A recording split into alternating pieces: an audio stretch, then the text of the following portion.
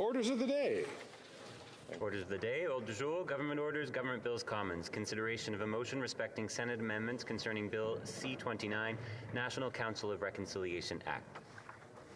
Mr. Anandasangari, seconded by Ms. Hutchings, moves that the amendments made by the Senate to Bill C-29, an act to provide for the establishment of a National Council for Reconciliation, be now read a second time and concurred in. Debate. The Honourable Minister for Crown and Indigenous Relations. Thank you, Mr. Speaker. Kwekwe, Ulakut, Tansi, hello, and bonjour. I would like to first acknowledge that we're gathered on the unceded traditional territory of the Algonquin Anishinaabe people. Mr. Speaker, this has been a very important week for reconciliation in Canada, and let me just begin by acknowledging and recognizing the landmark decision of the Supreme Court of Canada this morning.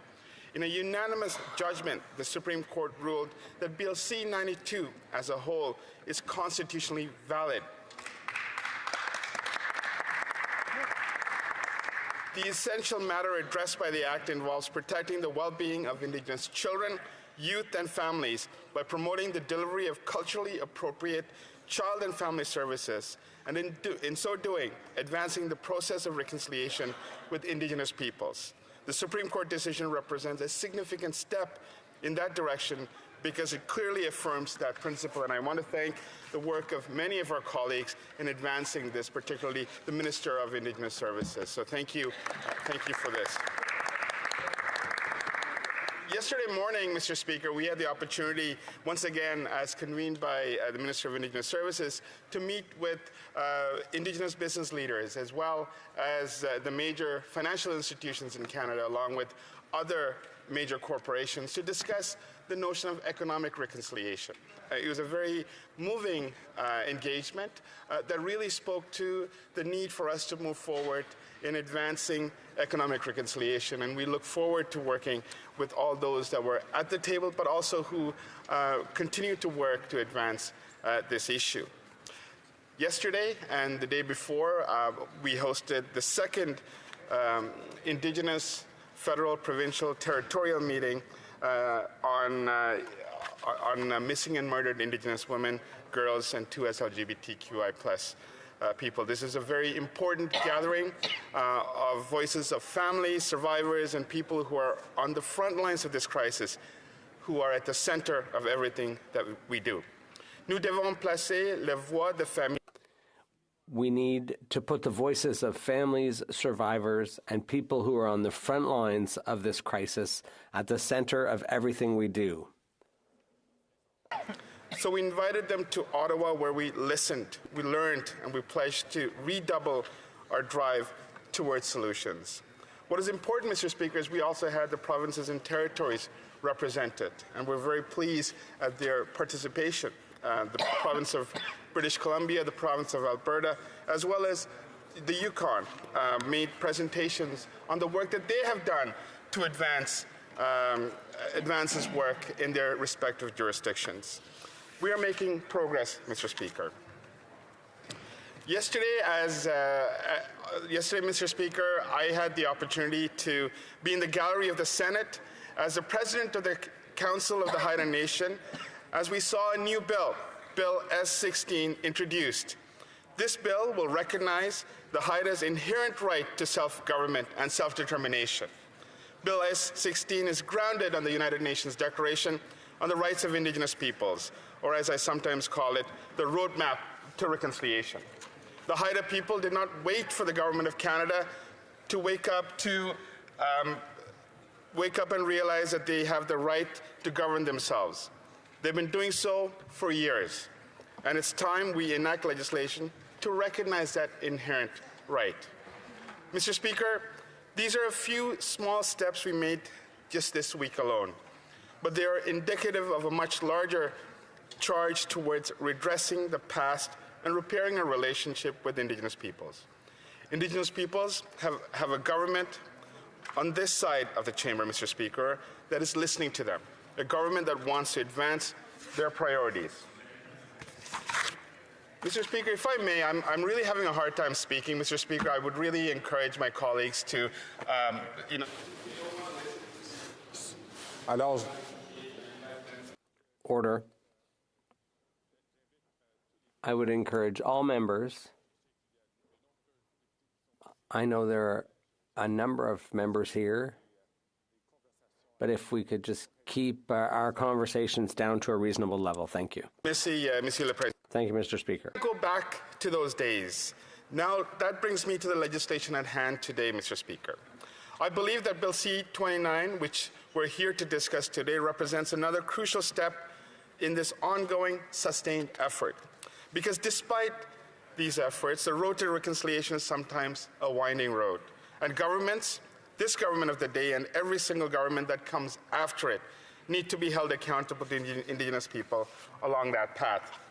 This bill would establish a National Council for Reconciliation to provide oversight and monitor progress on reconciliation across Canada in all sectors. As you may recall from when we previously discussed this bill in this House, the Truth and Reconciliation Commission envisioned an Indigenous-led, independent and permanent National Council for Reconciliation to ensure long-term progress on reconciliation in Canada. The role of the Council would include overseeing progress towards implementation of the Truth and Reconciliation Commission's calls to action. Mr. Speaker, I thank my honourable colleagues for their past work on Bill C-29, and today I would like to invite them to pass the amendments from the other place, which I will present to you now. In doing so, I would like to thank the senators for their care and diligence in reviewing this legislation. I would also like to thank members of the Standing Senate Committee on Indigenous Peoples for their work. They came from the position of wanting to support the establishment of the National Council for Reconciliation, and all members were very engaged in truly understanding and reflecting on the legislation. They introduced amendments they believe would strengthen the bill, and I thank them for their hard work. I will start with the amendment that the National Council for Reconciliation will not impact permanent bilateral mechanisms between rights holders and the Government of Canada. In 2017, we created these mechanisms for levels of formal engagement never seen before. These bodies are vital to ensuring a productive working relationship with rights holders. They support the direct nation-to-nation, Inuit-to-Crown, and government-to-government relationship that Section 35 rights holders expect. To quote the committee's report, the Council should not interfere with these mechanisms, bilateral mechanisms, however, could be contemplated by the work of the Council. This is a valuable amendment, and I would like to thank the many national Indigenous organizations and senators for working together and bringing forth this clarification. Other Senate amendments, which we welcome, include better alignment in terminology on how legislation is evolving to reflect the different governance arrangements of Indigenous organizations and communities. An amendment to strengthen the Government of Canada's accountability. In this study of the bill, senators underscored the importance of the Council being able to receive information from the government in a timely way. We agree that it is vital for the Council to be able to fulfill its mandate to monitor and conduct research on the advancement of reconciliation within Canada. To impress upon this point, the other place included an amendment that should the Government of Canada not meet the obligations set out in a joint information sharing protocol with the Council can have recourse to the federal court. We support this amendment. Finally, to ensure greater clarity on where the Minister when the Minister will submit a required report to Council, a reference to March 31st and not the end of fiscal year was introduced to prevent confusion on timing. In closing, Mr. Speaker, as amended, this bill strengthens the accountability of governments to respond to Council concerns in terms of measuring progress. This bill ensures that Indigenous peoples will lead discussions on what reconciliation should look like now and in the years ahead. The Council would spark new ideas, foster meaningful conversations, and encourage proactive steps forward. It would also connect the people across Canada to further reconciliation. The calls to action fundamentally recognizes that residential school survivors and their descendants are integral to the governance of the Council. They have been waiting for this moment for so many years, Mr. Speaker. Elders, youth, and all Indigenous peoples have been waiting. Let us embrace this historic moment and move forward by passing this bill with the Senate amendments. This way, survivors, their descendants, and Indigenous peoples can finally see the realization of this long-awaited change without further delay. Miigwech, kuyanamik, merci, thank you, merci. Question et commentaire. L'honorable from Nunavut. And I thank the minister for his speech. He started out his speech by saying that this Liberal government is listening to Indigenous peoples and their calls to action.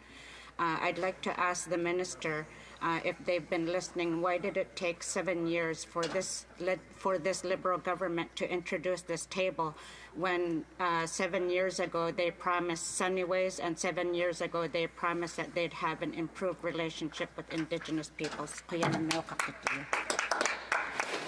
The Honourable Minister for Crown Indigenous Relations. Thank you, Mr. Speaker, and I'd like to thank my colleague from Nunavut for that very important question.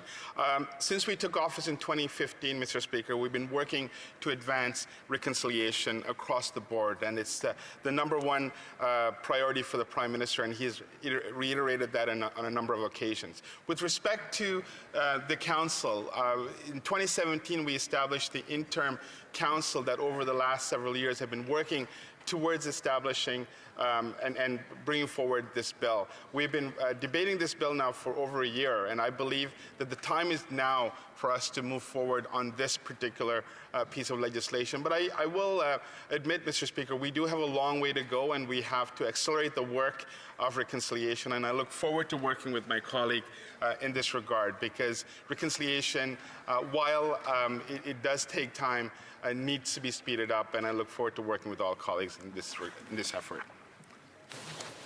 The Honourable Member for Abitibi-Temiskaming. Thank you, Mr. Speaker, and I'd like to thank the Minister for his speech and the work he does. I feel that it's sincere. In his speech, he said something that bothered me a little bit, and he talked about the summit yesterday on the fundamental issue of women, missing and murdered women, and how that fits into reconciliation, that mourning that is experienced so intimately by a number of mothers and fathers, Indigenous parents who've lost daughters. And one organization was denied entry to this event, and it seems to me that there's something very upsetting when it's supposed to be about reconciliation, and the government seems to think it gets to decide who can claim to be Indigenous or not. So if Indigenous groups in urban areas are excluded from the discussion and prevented from sharing their grief and their mourning, if the government decides to exclude a group because it's part of a group they don't recognize, well, it doesn't make sense to me. And it raises questions about the follow-through. How is reconciliation to succeed if groups are marginalized and excluded? I'd like to hear what the Minister has to say about that. The Honourable Minister. Merci, Monsieur. Thank you, Mr. Speaker. And I'd like to thank my colleague for that question. It's an important one. Just acknowledge that the 2 days of conversations that we had at the IFPT was a very critical discussion. It's the second roundtable we had where we brought together many different national Indigenous organizations, survivor groups, those who represent urban Indigenous people, as well as provincial, territorial governments to the table. We had a number of senior ministers with different portfolios who were represented there. It was a very robust but a very difficult conversation, Mr. Speaker, to talk about the ongoing tragedy and the crisis involving Indigenous women, missing and murdered Indigenous women, girls, and 2 LGBTQI+ peoples. It's an ongoing challenge for us, but what we are determined to do, Mr. Speaker, is to work together across jurisdictions with Indigenous people at the center of this, particularly women who have been so impacted, to ensure that we end this tragedy, Mr. Speaker. The honourable member from Labrador. Speaker, I want to thank the Minister for tabling this important legislation and for the hard work that he's done in getting to this point. I know it has taken a long, drawn-out process, but I think it's important to consult with people to understand what their priorities and goals are in order to really reflect what they need in this bill. So I'd like to ask the Minister, how does this new form around reconciliation, how is it going to help support communities, families, and children in Canada? The Honourable Minister for Crown and Indigenous Relations. Thank you, Mr. Speaker, and I'd like to thank my colleague from Labrador for her long-standing advocacy and work on reconciliation. What I can confirm, Mr. Speaker, with this bill, which has been strengthened by the other place, is that we now have an additional measure of accountability where both the Minister as well as others need to present annualized reports to the Council. They will have the opportunity to assess and to report back to Canadians on the work that has been completed, but also the work that lies ahead. It is an additional tool that is critical, I believe, to hold all governments to account, not just our government, but all future governments to account. And that's why it is so important that we get this bill through today if we can, and pass it so that we can start the hard work ahead to both constitute the new council as well as to get them off the ground so they can actually do the work that's required. The honourable member from, Bruce Grey, Owen Sound. Thanks, Mr. Speaker. I'd just like the Minister to explain how the carbon tax is tied to reconciliation when we have the Chiefs of Ontario representing 133 First Nations and the Assembly of First Nations taking the government to court and asking for a judicial review over the their view that the carbon tax is discriminatory against our First Nations. The Honourable Minister.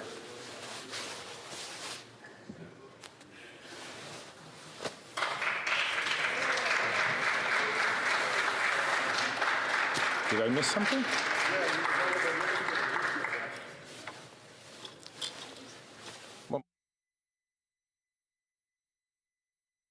Sorry. I did.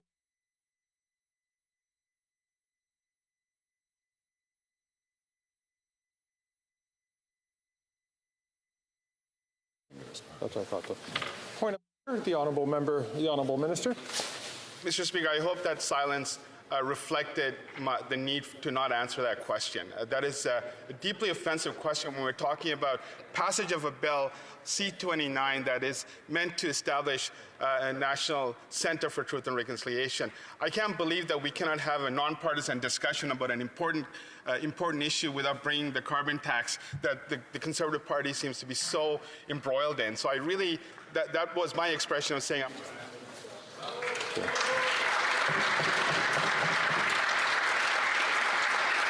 The honourable and all honourable members will understand that all members will understand that that was a response, not a point of order. The honourable member from New Westminster, Burnaby. Thank you, Mr. Speaker, and I'm really saddened by the reaction from the official opposition. They should take this legislation seriously. They should take all legislation seriously in the House of Commons. And I felt that question was highly inappropriate.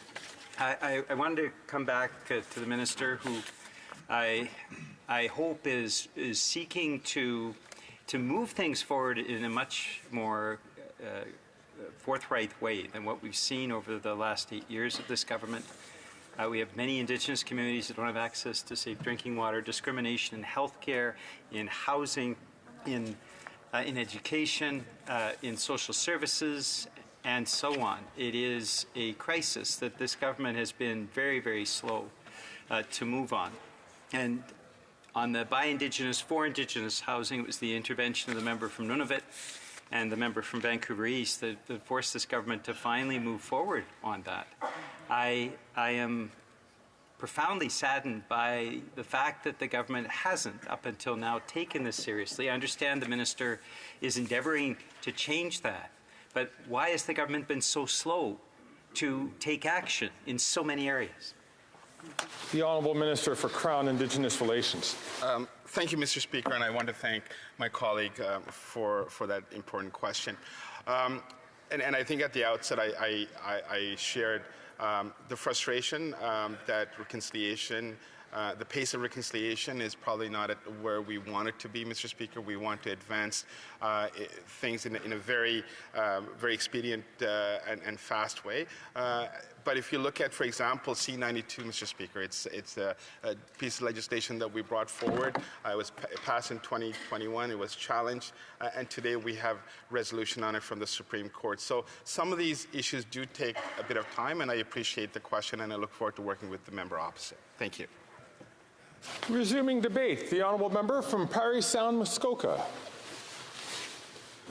Thank you, Mr. Speaker. Sometimes I feel like we're a bit of a broken record in this House because we constantly come back to, the issues that Canadians are facing every single day, and that's, of course, the cost of living and the challenges that the ineffectiveness of this government, makes life more difficult. And I have to say this Bill C-29 is, I think, just another example of a government that is interested in window dressing. They're interested in the photo ops, they're interested in sounding good, but you've already heard from some of their coalition partners about how long this has taken. They started this, they talked about this 7 years ago, and just now we're finally getting to it. There's a number of First Nations organizations that certainly our side encourage the government to include in this process that were not included. And so here we are, debating yet another example of a Liberal government that has come up with half measures, a day late, and a dollar short. And so I think back always when I speak to issues of this government, I think back to my own experience back when I was a mayor. And I, like many Canadians, didn't really know a lot about the Truth and Reconciliation Report at the time. It was brand new and fresh, and during the process of getting ready to take over the new administration and the inaugural, one of the staff came to me and said, "I'd like you to read this in the beginning of your speech." And I read it. I didn't understand it, and I said, well, what is that? And she explained to me that it was a land acknowledgement statement. And I said, well, tell me more about that. And she said, well, it's from the Truth and Reconciliation Report, some of the recommendations. And I said, I need to learn more about that then. And so I of course, read lots, read about all the recommendations, and I was so moved by it, frankly. I realized that in her effort to encourage me to adopt these recommendations, I felt like we missed an opportunity. And so I went back to her and I said, I think maybe what we should do, if we're going to have a land acknowledgement statement for the corporation of the town of Huntsville, we should try to write that collaboratively with the First Peoples who lived on this land. And so we reached out to the chief of Wasauksing First Nation in Parry Sound, and the chief of Shawanaga First Nation, both on Georgian Bay, and the chief of Rama First Nation. We invited them to come and meet with us, and we arranged that, and it was an amazing visit. We had lunch, and I basically sat there as a new mayor and learned. It was incredible. Probably one of the most incredible lessons I've ever had. Those three chiefs have become friends, and we continue to talk today. In fact, Chief Tabamadong from Wasauksing First Nation and I chat quite regularly, most frequently. In fact, I see him here in Ottawa regularly. And the reason I tell that story, Mr. Speaker, is because reconciliation is about relationships. It's about listening. It's about listening and hearing and understanding. And my sense is that, once again, we have a government that says they're listening. They promised the moon. And we see all kinds of examples where they failed because they just keep adding to the bureaucracy. They keep adding and spending more and achieving less. And there's lots of examples of it. We know that, we look back to, when this government first came in and they just said they were going to eliminate all boil water advisories, and they made some progress, but we found out that the departments are actually not very effective at it. In fact, you know, in 2017 when they made that promise, the parliamentary budget officer actually laid out a plan to get the job done by 2020. And of course the Liberals, they ignored the plan and came up with their own. And of course, as we all know, it hasn't eliminated all boil water advisories. And there's still many First Nations that don't have potable drinking water. And so instead of working with Indigenous leaders to tackle these systemic inequalities that hold First Nations back from achieving prosperity and their own destiny, the Liberals continue down this Ottawa knows best approach. This is something that has gone on forever in this country. The Ottawa knows best top-down approach. There's 6,000. So this is just as a case in point. There's 6,000, some 6,600 employees in Indigenous services, and the government was going to divide it up, so they divided it up into 2 ministries. And now, of course, you know, we have even more bureaucrats. That's about 10 bureaucrats for every First Nation in the country, and we're still not listening. We're still not listening. Even the Auditor General has reported that these departments are ineffective. And we have a Liberal government that just keeps spending money and keeps coming up with their Ottawa knows best approach and not listening to all First Nations. And I think that maybe one of the reasons why the government changed the agenda today and put this up is because they're aware of a pretty intelligent idea that First Nations themselves came up with and presented to the Conservative Party and to the leader of the Conservative Party, that is true reconciliation in action, economic reconciliation. And so, yeah, just yesterday, the leader of the Conservative Party announced that a new program where we're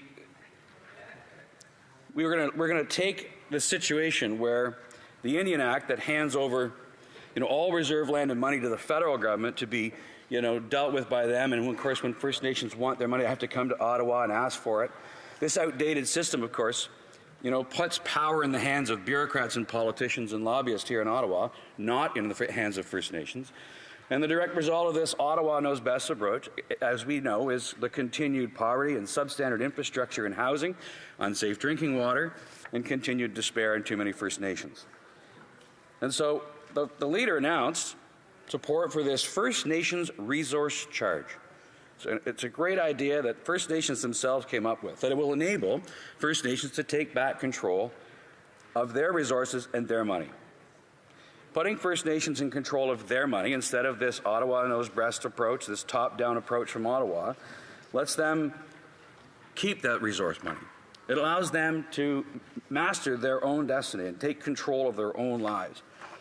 This is an example of how a Conservative government would actually achieve reconciliation by listening and by giving control and power back to First Nations, as opposed to building bigger and bigger bureaucracies here in Ottawa that have this Ottawa knows best, paternalistic, top-down approach to how they deal with everything. First Nations, the housing crisis. This government has generally believed that the bigger the bureaucracy, the better the solution. Yeah. But what we've learned, of course, is that while they've grown the bureaucracy some 30%, they've spent $20 billion on consultants and outside consulting firms, and the results continue to be worse and worse and worse. It's no different in First Nations. It's no different in any First Nation community. And the Conservative Party believes that this is just more window dressing from a party that is out of ideas, and frankly, every idea they've come up with has just made the situation worse, from dealing with the true need for reconciliation with First Nations, to the housing crisis, to the opioid epidemic, and frankly, we hear it all over the country.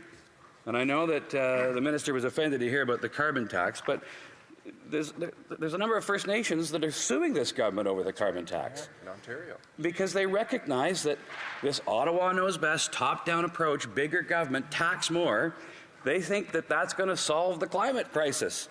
But it's a tax plan. It's not an environmental plan. First Nations know this. Conservatives know this. We believe in listening, working collaboratively, building relationship, and getting Ottawa out of the way. We wish the Liberal government understood that too, Mr. Speaker. Thank you.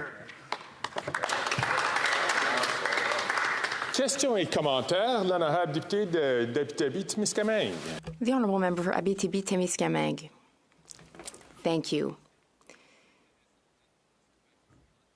The member has mentioned some interesting recommendations from his party, but the devil is in the details.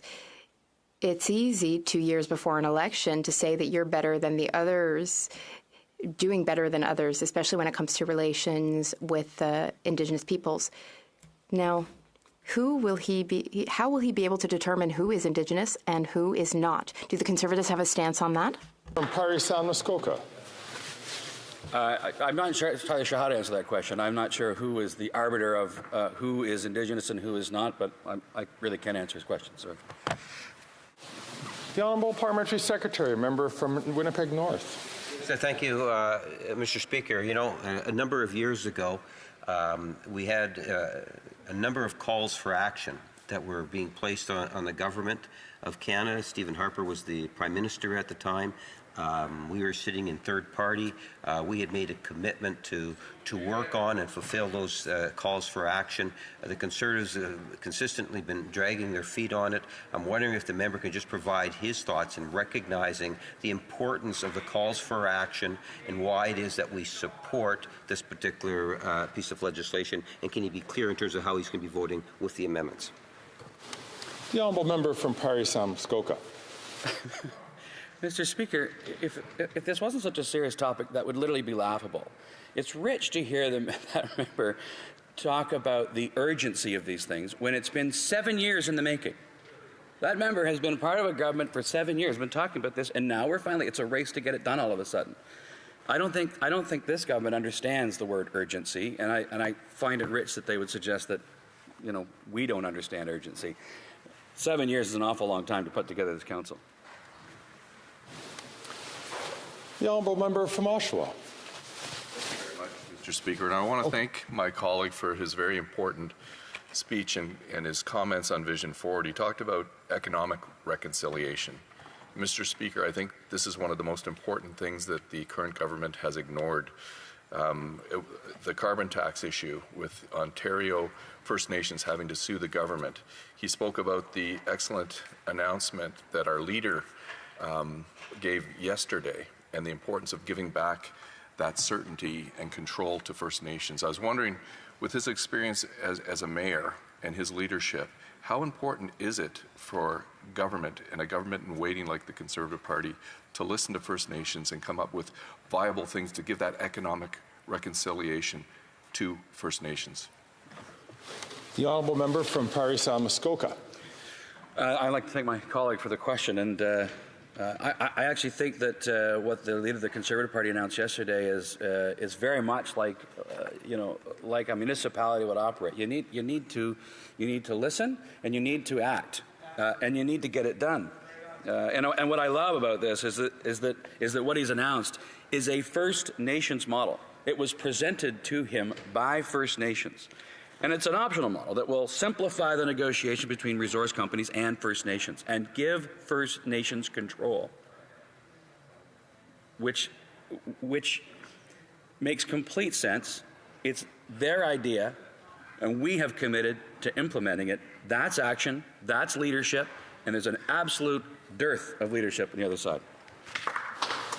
The Honourable Member from Victoria.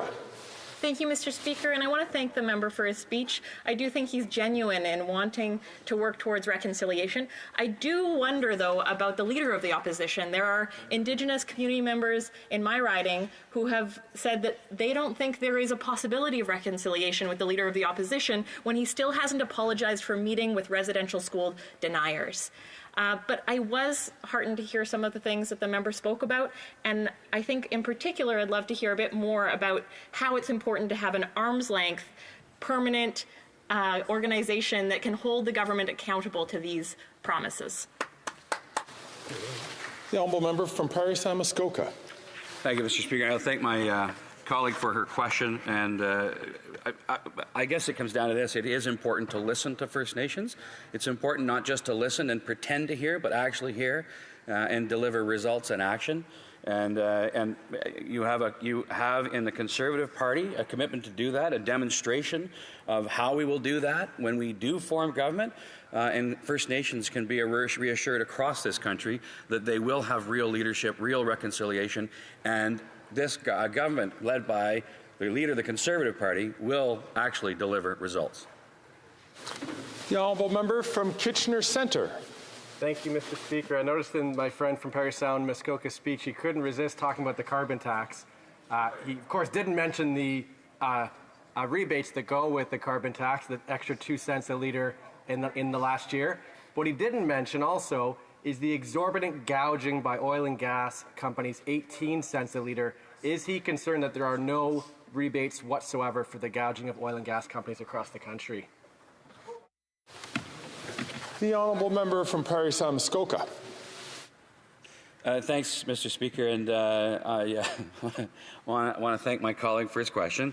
It's important to point out, though, that I truly believe that there would be no need for these rebate checks if government didn't take the money in the first place. And frankly, this is classic, liberal government operation.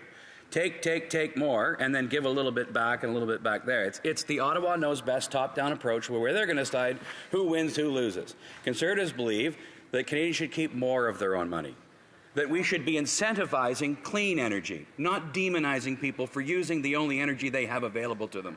And so things like carbon taxes, I'll tell you right now, they punish people. I see the punishing effects of the carbon tax in my riding. When I talk to proud people who've worked their whole lives hard to buy their own home, they own their own home.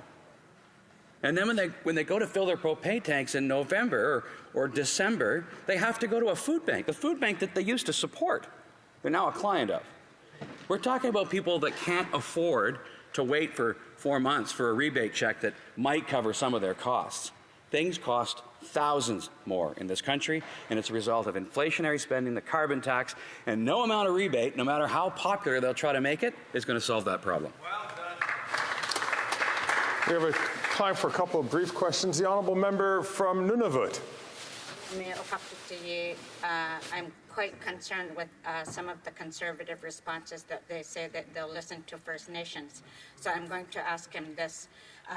When the Conservatives were in government, they were the ones who cut the funds to the Aboriginal Healing Foundation, which was very important for healing between First Nations, Métis, and Inuit. And even though they were told not to cut that program, they did. Is this how this Conservative Party? Is this how they describe listening when it comes to including making cuts? How do you actually listen when it comes to First Nations, Métis, and Inuit, and ensuring the well-being of our societies in Canada? Here, here. The honourable member from Parry Sound Muskoka.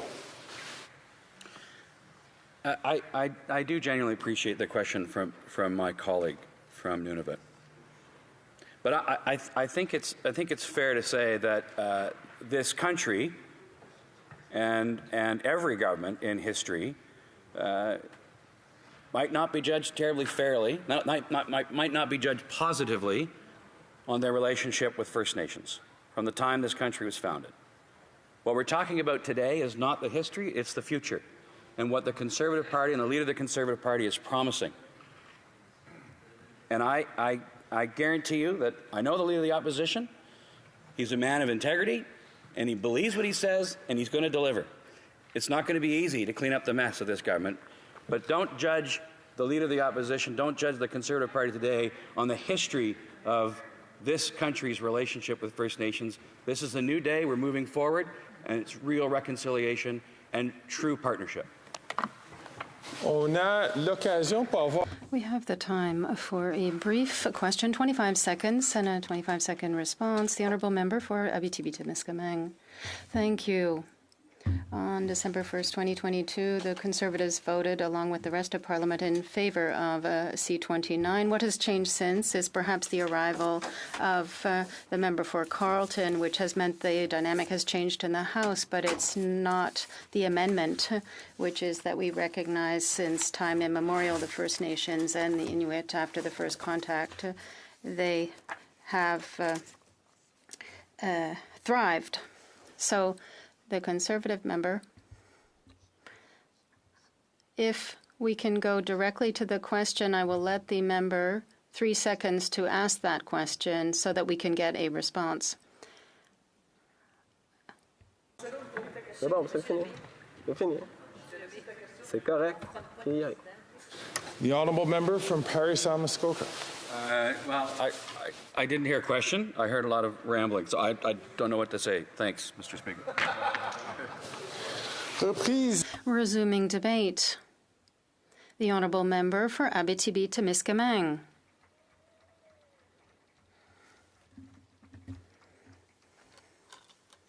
Thank you.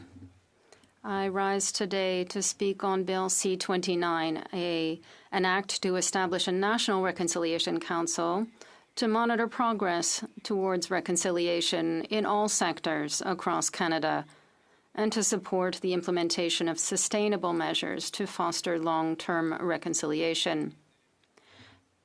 These are important elements, particularly in the context in which we are now, and perhaps the long term has not been considered appropriately. It's clear that the current government has adopted a reckless strategy that I would describe as getting off on the wrong foot. Bill C-29 still suffers from a serious flaw. The National Reconciliation Council is woefully unrepresentative. In its current form, it reserves 3 seats for national organizations with which this Liberal government collaborates almost exclusively on Aboriginal issues or Indigenous issues. And that's not enough. Other voices, particularly those of the urban and disadvantaged populations, are being left out. Reconciliation cannot be achieved if we continue to divide and exclude certain groups of people. The government should not play the role of judge and jury in deciding who is Indigenous and who is not. The Supreme Court has already decided that issue in Daniels 2016. This government, which claims to be committed to a process of reconciliation, only recognizes as Indigenous those affiliated with the Assembly of First Nations, the Inuit Tapirit Kanatami, and the Métis National Council.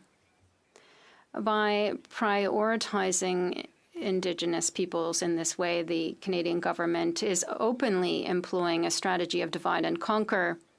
It is fueling internal discord by favoring some groups to the detriment of others.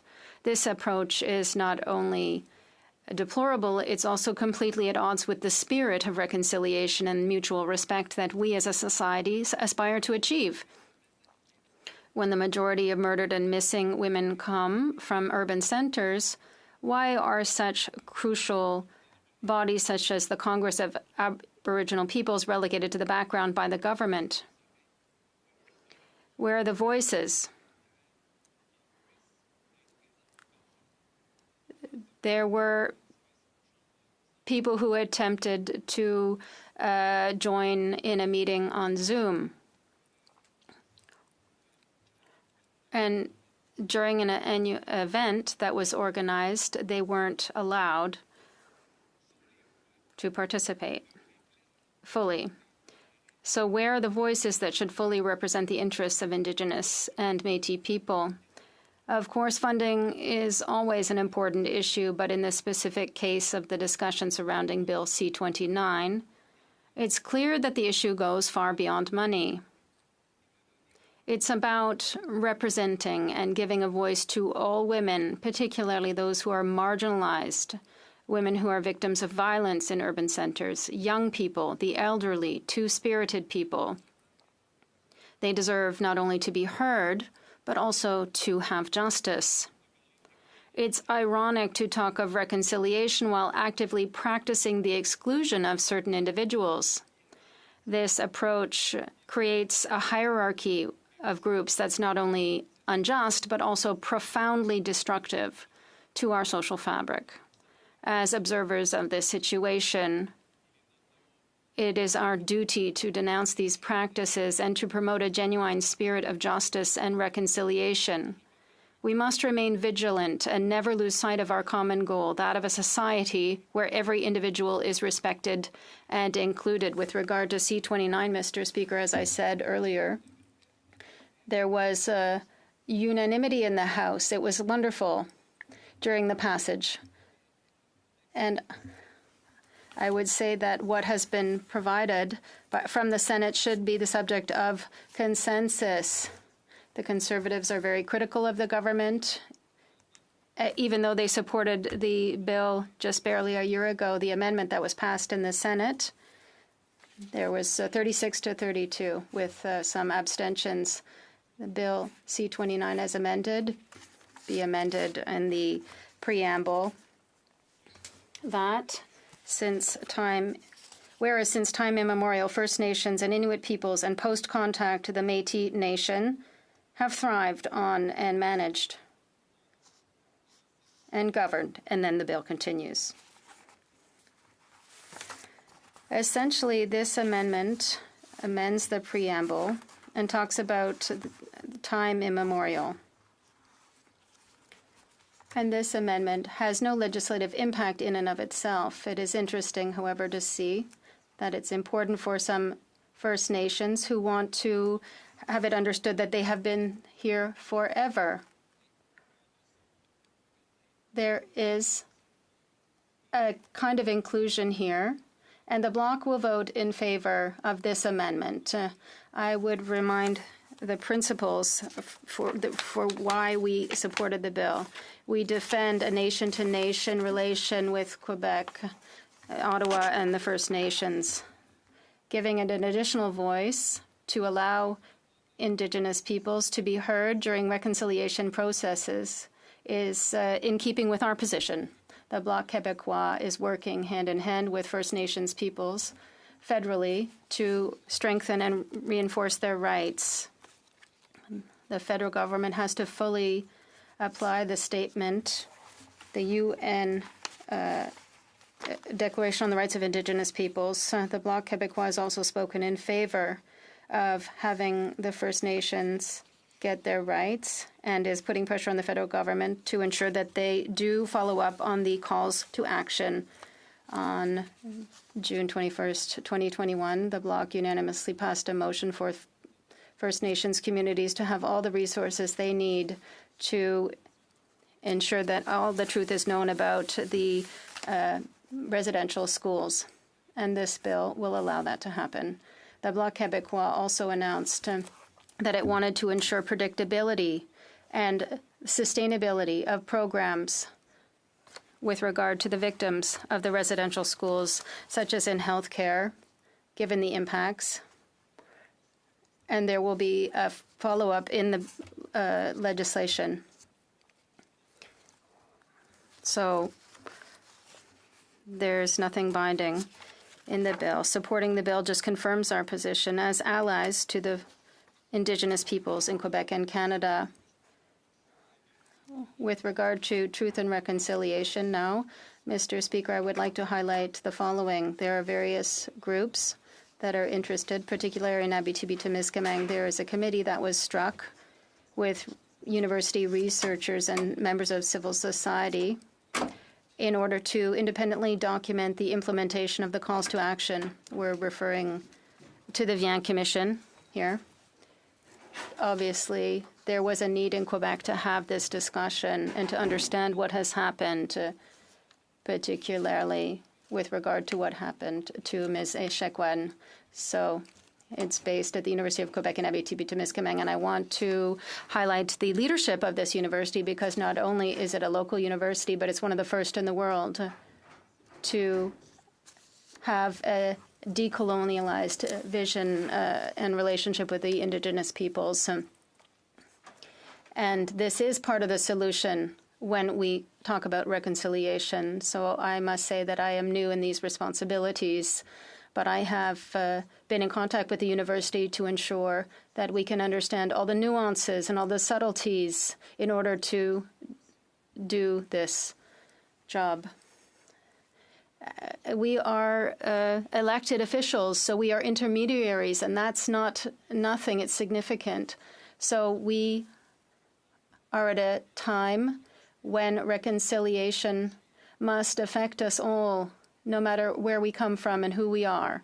So I salute the leadership of the University of Quebec in Abitibi-Témiscamingue, and there will be recommendations that we will have to take into account because, obviously, we will support the government on this amendment and the passage of this bill. I would like to see some openness in the next steps so we can be as inclusive as possible while respecting the areas of jurisdiction of the various levels of government, that of Quebec, the provinces, but also of the Indigenous communities who want to have more autonomy on their territory. Thank you, Mr. Speaker.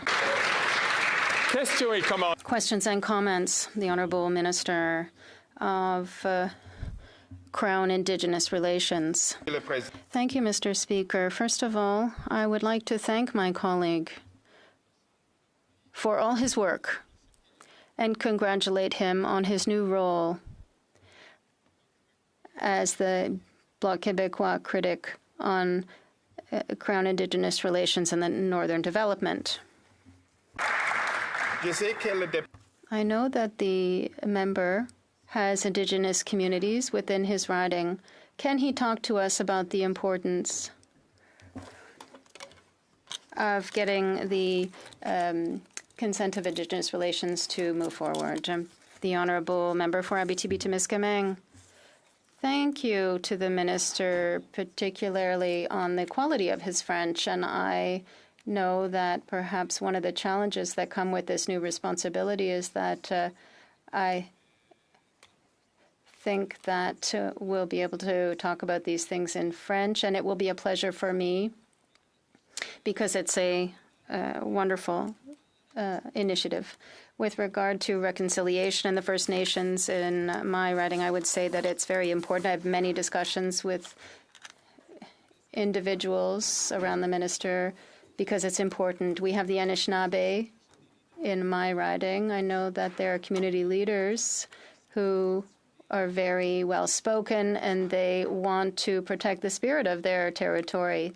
And I would say that one of the strong demands with Chief Lensenin is that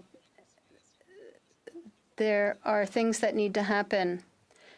They all have to think about the land, the ancestral lands. You can protect a territory, you can cooperate on economic development, but when it comes to a very central issue like the quality of water and the devastating consequences that a nuclear storage facility can have, such as in Truk River, there are communities that are strongly opposed to those initiatives. I understand your message, but I think it's absolutely essential for the government to think and to refuse even the recommendations made by the Nuclear Safety Commission. Questions and comments?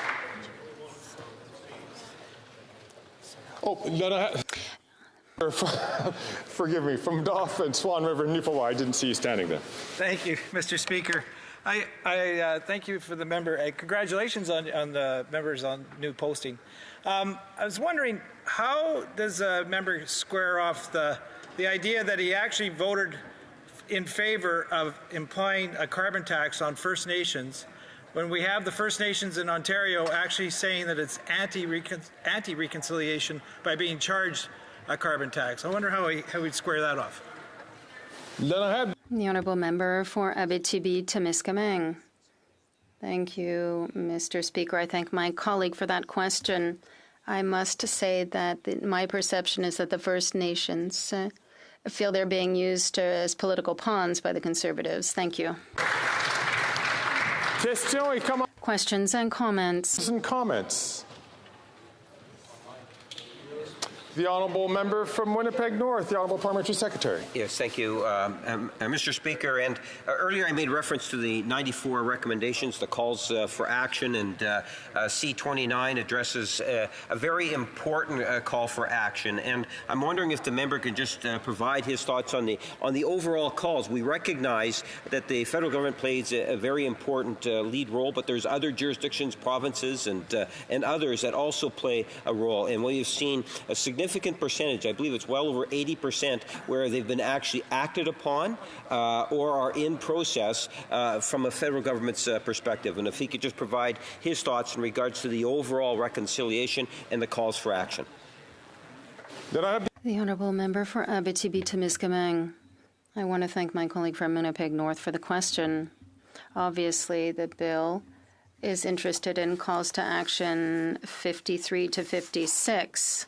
So the National Council for Reconciliation, and perhaps I'd like to put the focus on 54, which is calling upon the Government of Canada to provide multi-year funding for the National Council of Reconciliation to ensure that it has the financial, human, and technical resources required to conduct its work, including the endowment of a National Reconciliation Trust to advance the cause of reconciliation. And for me, predictability in funding is absolutely essential. This is applied with regard to the Truth and Reconciliation Commission, but also allows diversification. It has to be consistent with the rest of the actions taken by the government. There was an economic group that looked at different models, cooperatives, etc., and they wanted to develop Indigenous entrepreneurship in the communities, and that, Mr. Speaker, is essential. And in the coming weeks, their funding has not been guaranteed by the federal government. So predictability needs to be guaranteed to ensure that we can maintain good relations. The honourable member from Churchill, Kiwatanuk, Aski. Thank you, Mr. Speaker. Reconciliation must advance in our country. It is an obligation, in fact, for the federal government to do so. I would like to ask my colleague's opinion. We have a number of First Nations in my riding that talk about the need to take action on the ground, and that reconciliation means putting an end to the third world conditions in which they are living, the housing crisis, the lack of drinking water, among other things. Reconciliation, therefore, means that the living conditions, the daily living conditions, must change in First Nations communities. The honourable member for Abitibi-Témiscamingue.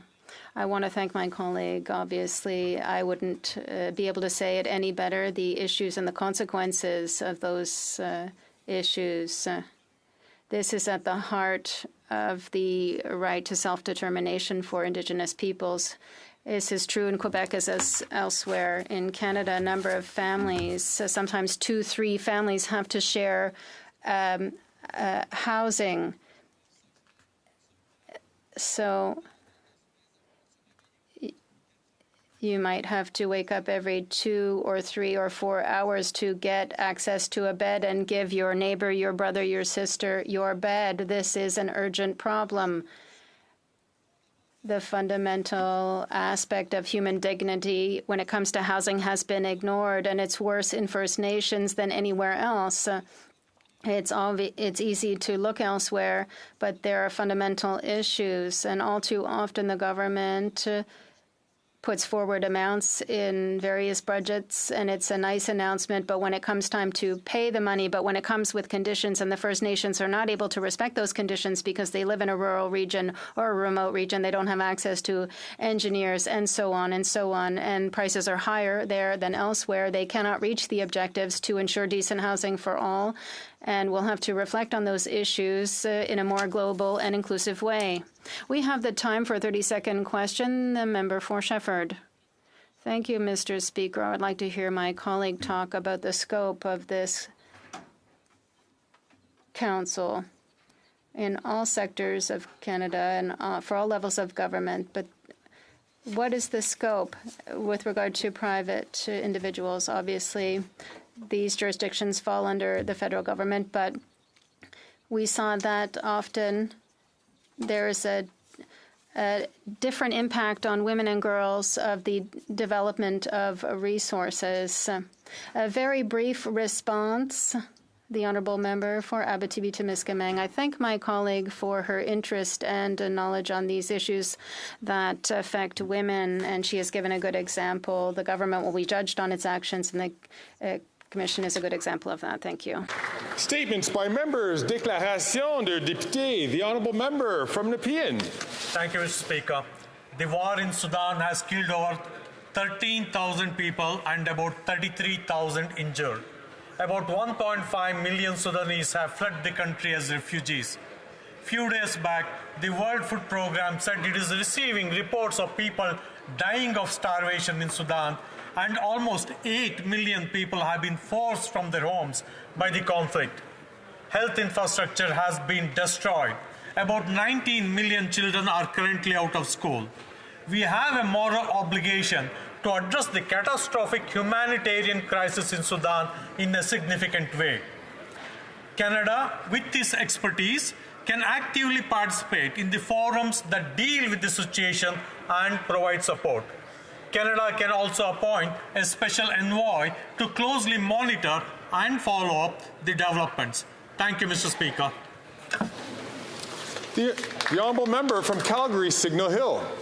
On January 16th, a young mother dropping off 2 of her 3 children at an elementary school in my riding was fatally stabbed by her estranged husband, and it was witnessed by the children.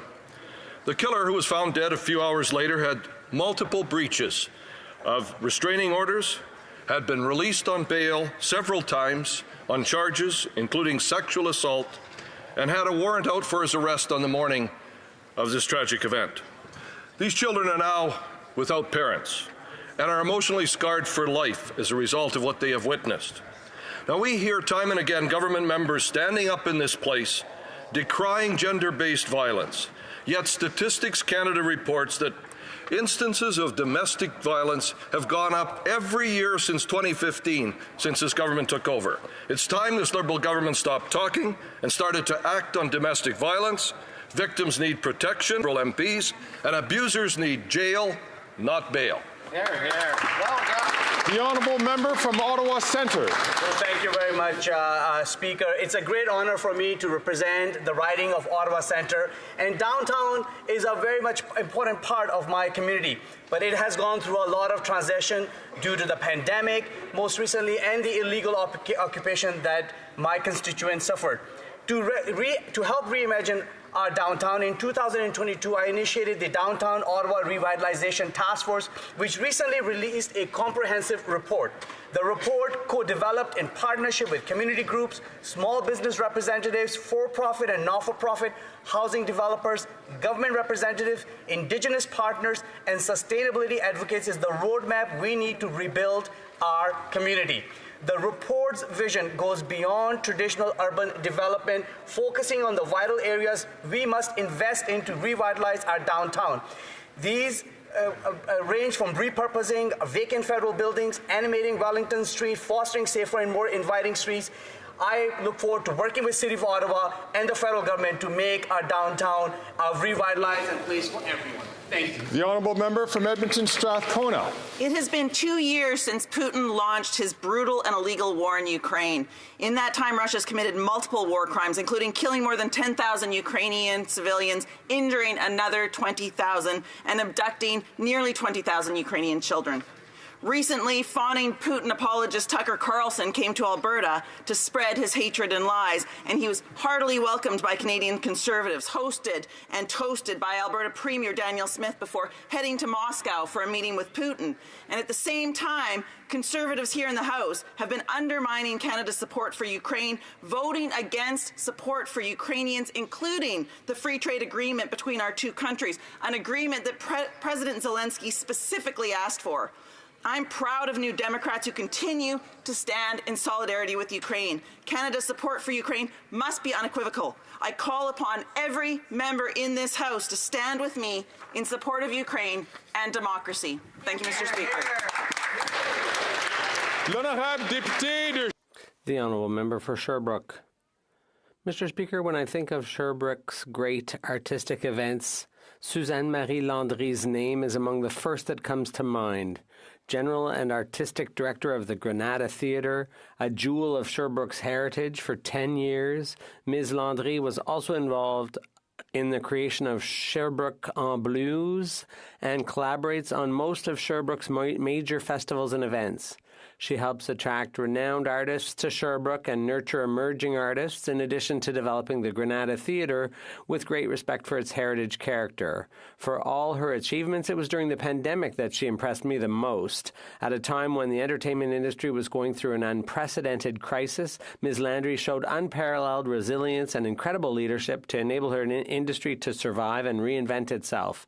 A few days ago, she announced she intended to slow down. I wish her all the best for the future, and I say to her on behalf of all Sherbrookeers, a huge thank you for your contribution to our region's culture. The Honourable Member from Dolphin Swan River, Nippewa. Mr. Speaker, I rise today to honour the life of Hull Slystrup.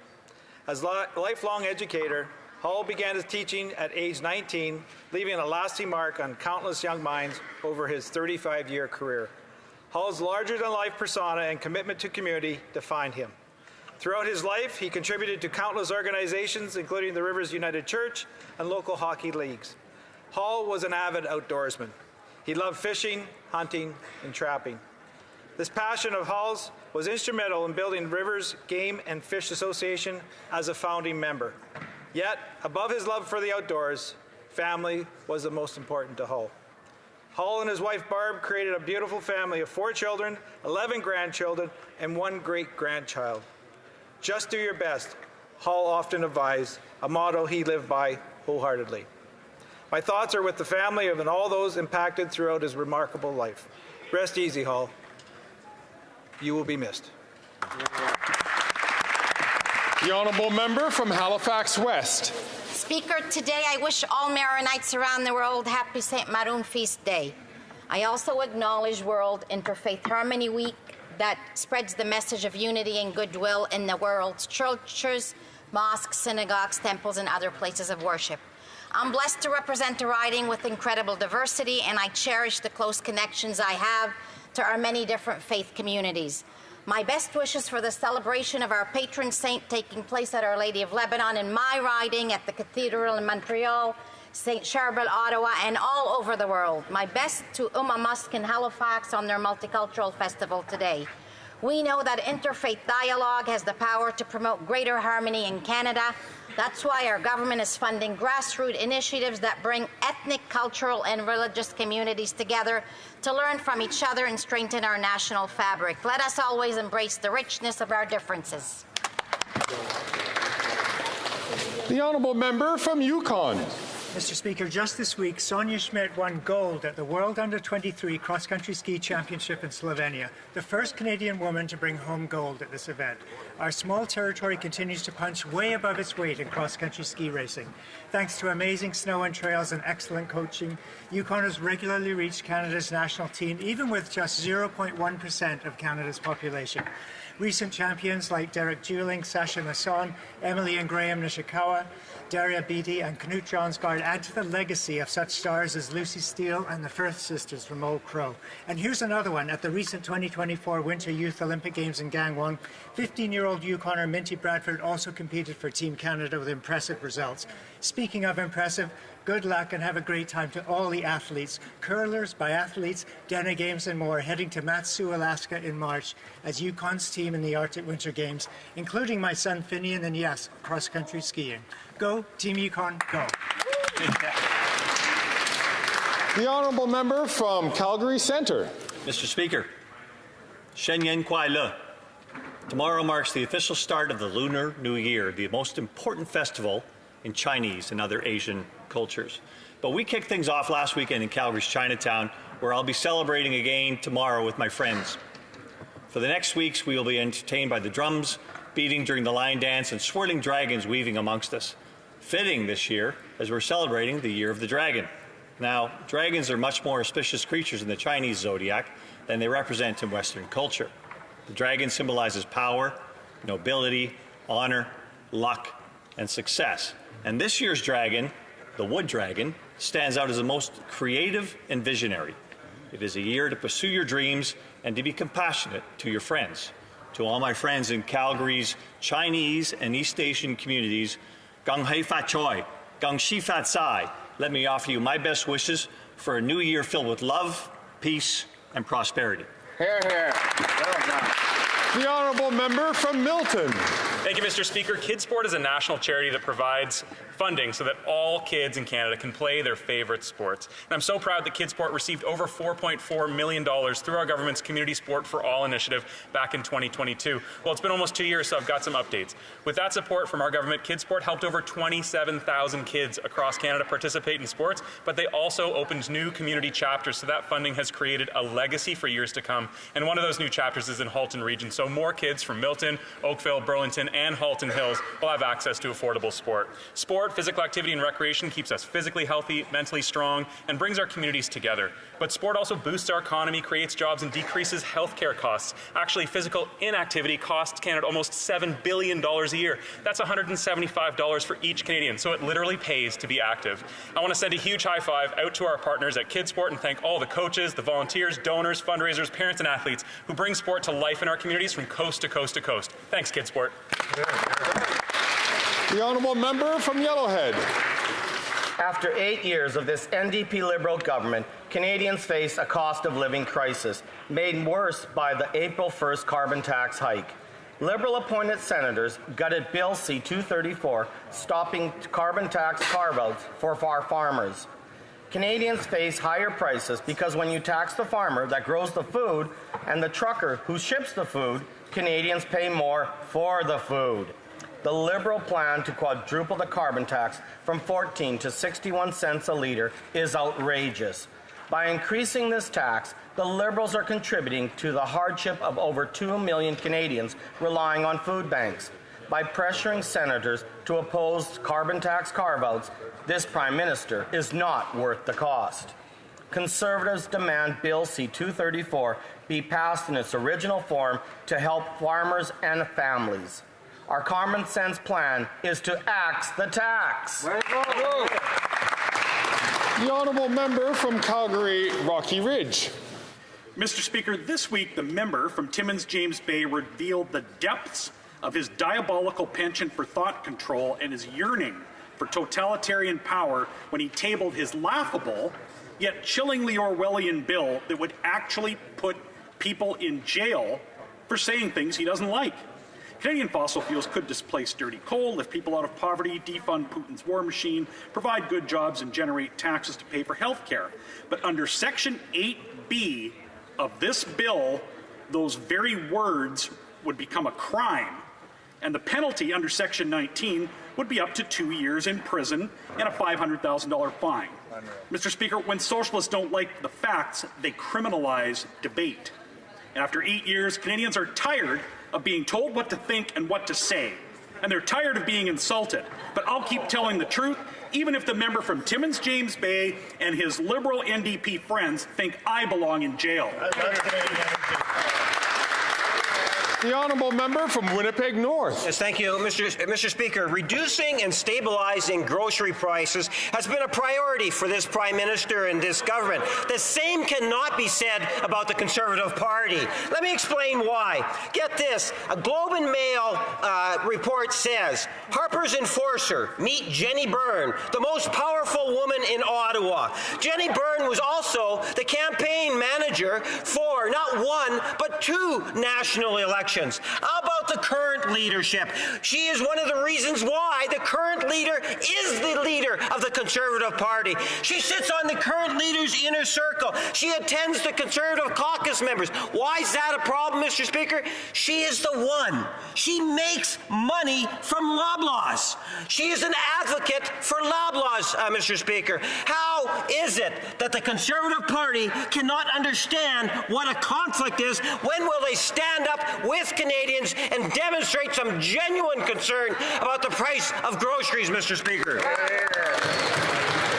The honourable member from South Okanagan, West Kootenay. Mr. Speaker, the federal government has recently announced plans for several major electric vehicle battery plants backed by billions of dollars in investments. Canada has the critical minerals, cobalt, nickel, lithium, to make these batteries. But a big link in future supply chains is missing. That link is the battery recycling sector that can provide a steady supply of critical minerals as demand for them rises. Teck Resources has a large smelter in Trail, BC. It's uniquely positioned to become one of the largest recyclers of EV batteries in North America. It has the industrial site, a talented workforce, a ready supply of clean hydropower, expertise in refining, and access to its own existing supply chains.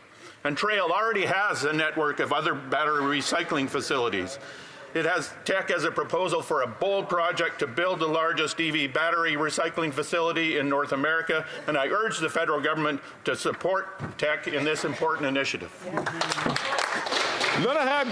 The Honourable Member for Laurentides-Labelle. Mr. Speaker, Jacques Duval, creator of The Car Guide, former race car driver, and great communicator, died on Tuesday at the age of 89. Throughout his career, he was a great defender of the French language, which in the auto industry was sorely needed. If today in Quebec we spontaneously speak of pare-choc and pare-brise instead of bumper and windshield, it's largely thanks to him. And he wasn't shy about calling out car makers when they abused our language. He never stopped being a driver, and he knew the Mont-Tremblant circuit like the back of his hand. He was often the main reference for many a youngster who read his car guide from cover to cover. In a world often resistant to change, Jacques Duval fully embraced the electric shift in recent years, helping to write guides devoted entirely to these more environmentally friendly models. On behalf of the Bloc Québécois, I offer our deepest condolences to his family and friends. The Honourable Member from Stormont Dundas, South Glengarry. All eyes will be on the Auditor General's ArriveCan report on Monday, which is expected to expose this Prime Minister and the Liberals for corruption and incompetence yet again. Shamefully, the NDP and Liberals continue to shut down and cover up investigations into this $54 million boondoggle. But here's what we know so far. 76% of contracts on ArriveCan did no work whatsoever. $11 million went to a two-person IT company that did nothing. The RCMP is now investigating ArriveCan contracts, and government officials are accused of destroying documents. Even worse, Mr. Speaker, is when their own officials blew the whistle about this corruption around ArriveCan, they were suddenly suspended without pay. As the NDP and Liberals trip over each other to try to cover up the ArriveCan scandal, Conservatives will get to the bottom of the Auditor General's report and make sure this corruption is fully exposed to Canadians. L'honorable député, the Honourable Member from Pierrefonds-Dollard. Mr. Speaker, February est le mois de l'histoire des February is Black History Month. We highlight the contributions of Black Canadians and Black excellence. In Pierrefonds-Dollard, we have a number of luminaries. Joan Lee is the president of the West Island Black Community Association. Through her leadership, WIPCA continues to be at the forefront of serving the needs of Black West Islanders. J'aimerais aussi souligner. I'd also like to give a shout out to the work of the director of the centre. And stable young people to build Canada's tomorrow. Earl Johnson is a long-standing member of our community. C'est le maire adjoint de Dollard. He's the deputy mayor of Dollard, and he has been involved for over 30 years. And raises funds for nonprofits. There are so many others, like Malik Shahid, like Akila Newton, who deserve mention. They have done excellent work. We salute them. We thank them for their service. Merci, Monsieur le Président. Thank you, Mr. Speaker. Members may not know, but I got a lot of help from WIPCA when I was a young child. Anyhow, oral questions, questions orales. L'honorable député de Regina-Capelle. Honourable Member for Regina-Capelle. After 8 years, the Prime Minister is not worth the cost or the crime, and now extortion is the latest crime wave plaguing our communities. When common sense Conservatives were in office, we toughened penalties for dangerous and repeat offenders, and as a result, the crime rate went down. Turns out when thugs fear getting caught, they commit fewer crimes. Extortion is up all across the country thanks to easier penalties and easier bail. Will the government finally admit the mistake of their previous crime legislation adopt common sense conservative policies to keep criminals off the street. The Honourable Government House Leader. Mr. Speaker, no surprise the Conservatives don't want to talk about the economy this morning because we've had a blockbuster of good news. The job numbers released today by Stats Canada show that Canada gained 37,000 new jobs in January. Unemployment is down to 5.7%, and get this, Mr. Speaker, wages have increased by 5.3% in January. Among women, 6.2%. We are bringing home big paychecks for Canadians who are all at work, Mr. Speaker. The Honourable Member from Regina Capel. Well, Mr. Speaker, it's no wonder the Liberals don't want to talk about crime because our communities across the country are becoming less safe. It's a direct result from the Liberal legislation which reduced penalties. Their bill C5 actually eliminated a mandatory jail sentence for people who commit extortion. As a result, extortion is up dramatically. Get this, Mr. Speaker, it's up 366% in BC. This is extortion. People are now losing their property and their money because gangsters are extorting them in Canada after 8 years of this Prime Minister. When will he put an end to a soft-on-crime approach? The Honourable Government House Leader. Monsieur le Président, c'est tellement des bonnes nouvelles qu'on va le... Mr. Speaker, it's such good news that we're going to repeat the good news in the other official language. In January, there was great news for Canadians. The economy, we created 37,000 jobs in January. The unemployment rate has dropped to 5.7%. Wages rose 5.3% in January. And for women in January, wages increased by 6.2%. We are giving Canadians good paychecks. We are here for Canada, Mr. Speaker. Just like to remind all members that as some previous speakers have put it, it's question period, not necessarily answer period. The Honourable Member from Regina Capel. This is a slap in the face to every single victim of violent and dangerous crime in this country. The Liberals are running around telling Canadians that they've never had it so good. Meanwhile, business owners and families are being extorted. Extorted, Mr. Speaker, in Canada, a developed G7 country, now sees extortion rates as high as 218% up nationally, 262% increase in Ontario. And all the Liberals can do is get up and tell Canadians how good they've had it. When will the Liberals put the rights of victims first and honest Canadians and put dangerous criminals behind bars where they belong? The Honourable Parliamentary Secretary to the Minister for Public Safety. Mr. Speaker, far too Canadians have been experiencing this situation. It is precisely why the RCMP is seized with this issue, working directly with local police. Mr. Speaker, this is something we're seeing operating with organized crime. But what we also know is the Conservative tough talk on crime doesn't actually create the solutions and the results. We've seen that as they've cut funding to the RCMP to do this very work, to crack down on organized crime, but we're going to be there for Canadians. The Honourable Member for Beauce. Mr. Speaker, after 8 years of this government, house prices and rents have doubled. And according to the director of Le Bercail in Saint-Georges, Cathy Fecteau, the number of homeless people has also doubled. Everything has doubled under this Prime Minister, who is not worth the cost. The Le Bercail shelter offers temporary accommodation. Residents are generally allowed to stay for 30 days, but given the current problems, some residents have been there for over 70 days. Why doesn't the Prime Minister build more housing instead of more bureaucracy?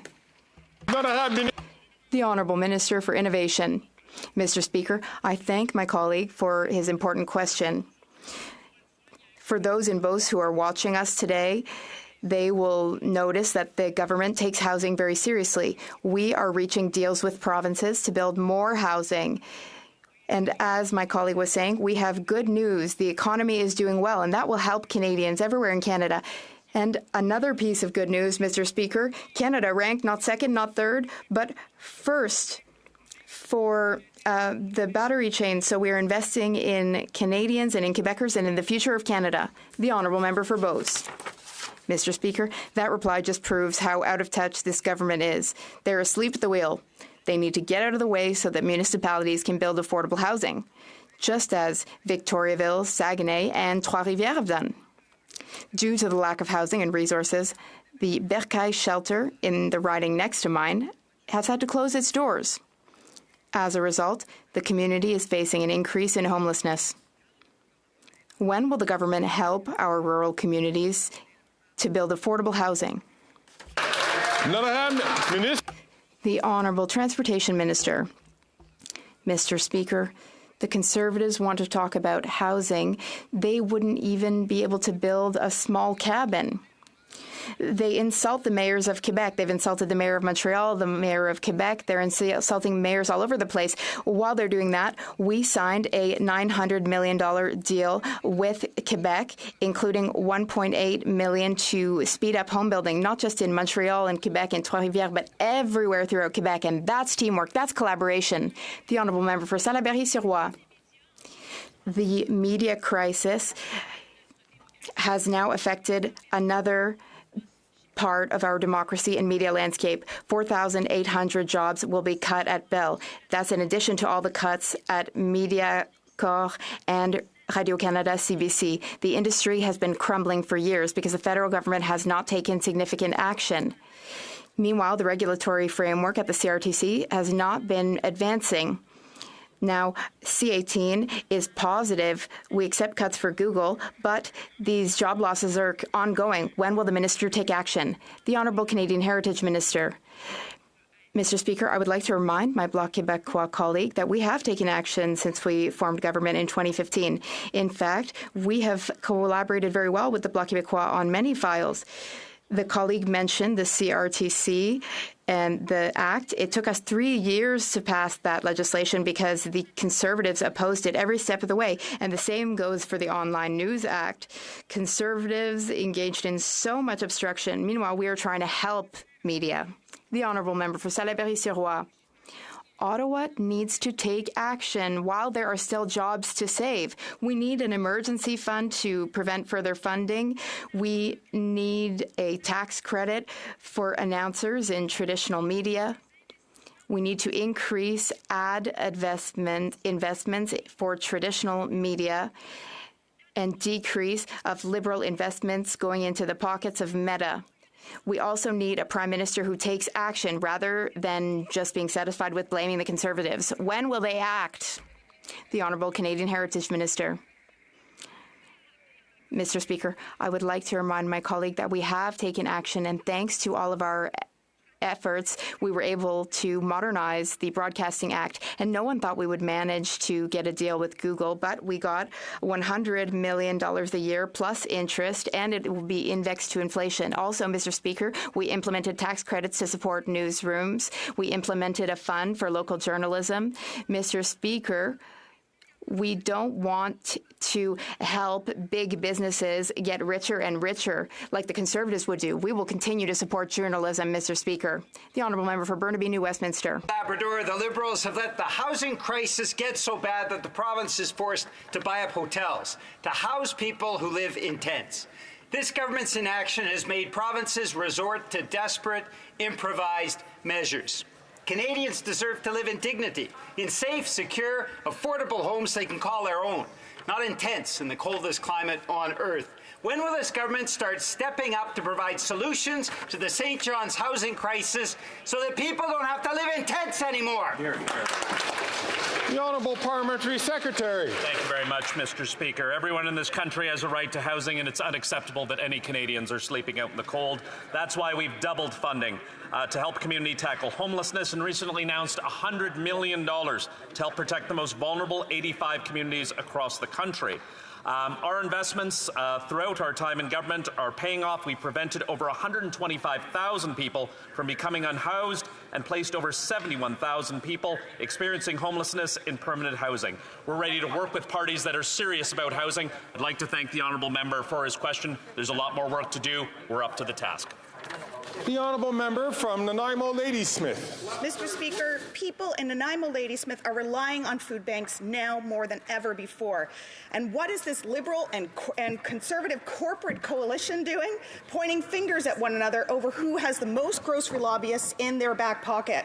To make matters worse, the Liberals voted against an NDP bill that would lower food cost prices and crack down on out-of-control corporate greed. Mr. Speaker, why are the Liberals working for large grocery CEOs instead of doing what's right for people? Hear, hear. The Honourable Minister of Innovation. Mr. Speaker, I'd like to say thank you to my colleague for a very important question. Mr. Speaker, I'm a bit confused by the question because, in fact, we are the one pushing the grocery industry to do more for Canadians, and I welcome the help of the NDP. Not only we did that in our last reform of competition, but we have included amendments that have been proposed by the NDP, Mr. Speaker. We want to do more, and we understand, and all experts understand, that the best way to have more option to stabilize price, to make sure that we have a more competitive environment, Mr. Speaker, is to reform our competition law. That's exactly what we're doing, and we thank the NDP for their help. The honourable member from Sturgeon River Parkland. Mr. Speaker, after 8 years of this NDP Liberal government, farmers across the country are struggling under this punishing carbon tax. Melissa, a farmer in my area, paid over $6,000 in carbon taxes just to dry her grain last year. And now the Prime Minister wants to quadruple the tax just in a few years. He isn't worth the cost. When will this Liberal government get out of the way and pass Bill C-234 in its original form, get off farmers' backs, and make our food affordable again? Hear, hear, hear. The Honourable Parliamentary Secretary to the Minister of Agriculture and Agri-Food. Thank you, Mr. Speaker. If the bill was so important, I would counsel my honourable colleague to let them know that 5 Conservative senators were missing in action when it came down to that important vote. What we're doing on this side of the House, we believe in climate change. I have yet to hear one single platform or policy related to climate change. 20% in 2021, 20% of grains didn't make it to market because of climate change. On this side of the House, we have a plan to fight climate change, and we have a plan to support farmers. The honourable member from Sturgeon River Parkland. Well, Mr. Speaker, that's rich coming from this government that relentlessly lobbied senators to block Bill C-234. Bill C-234 removes the carbon taxes off the farmers who grow our food. And we know inflation is hitting Canadians hard, whether it's housing, the cost of fuel, and food. Everything is getting more expensive under this NDP Liberal government. And after 8 years, Canadians know that this Prime Minister is not worth the cost. And the only way that Canadians will get the tax relief they deserve is by electing a common-sense Conservative government. So when will these Liberals call the election so we can axe the tax? The Honourable Parliamentary Secretary to the Minister of Agriculture and Agri-Food. Well, Mr. Speaker, the truth comes out. They want to go into an election. No Canadian wants to go into an election right now. And again, our support for farmers has been consistent. We supported our supply managed sector. We supported our farmers, helped transition towards a greener economy. That's why we've invested $1.5 billion that helps farmers directly on the land to ensure that they can provide some technology for farmers. The honourable member from Yorkton Melville. Speaker, the biggest petition in Canadian history proves that person wrong.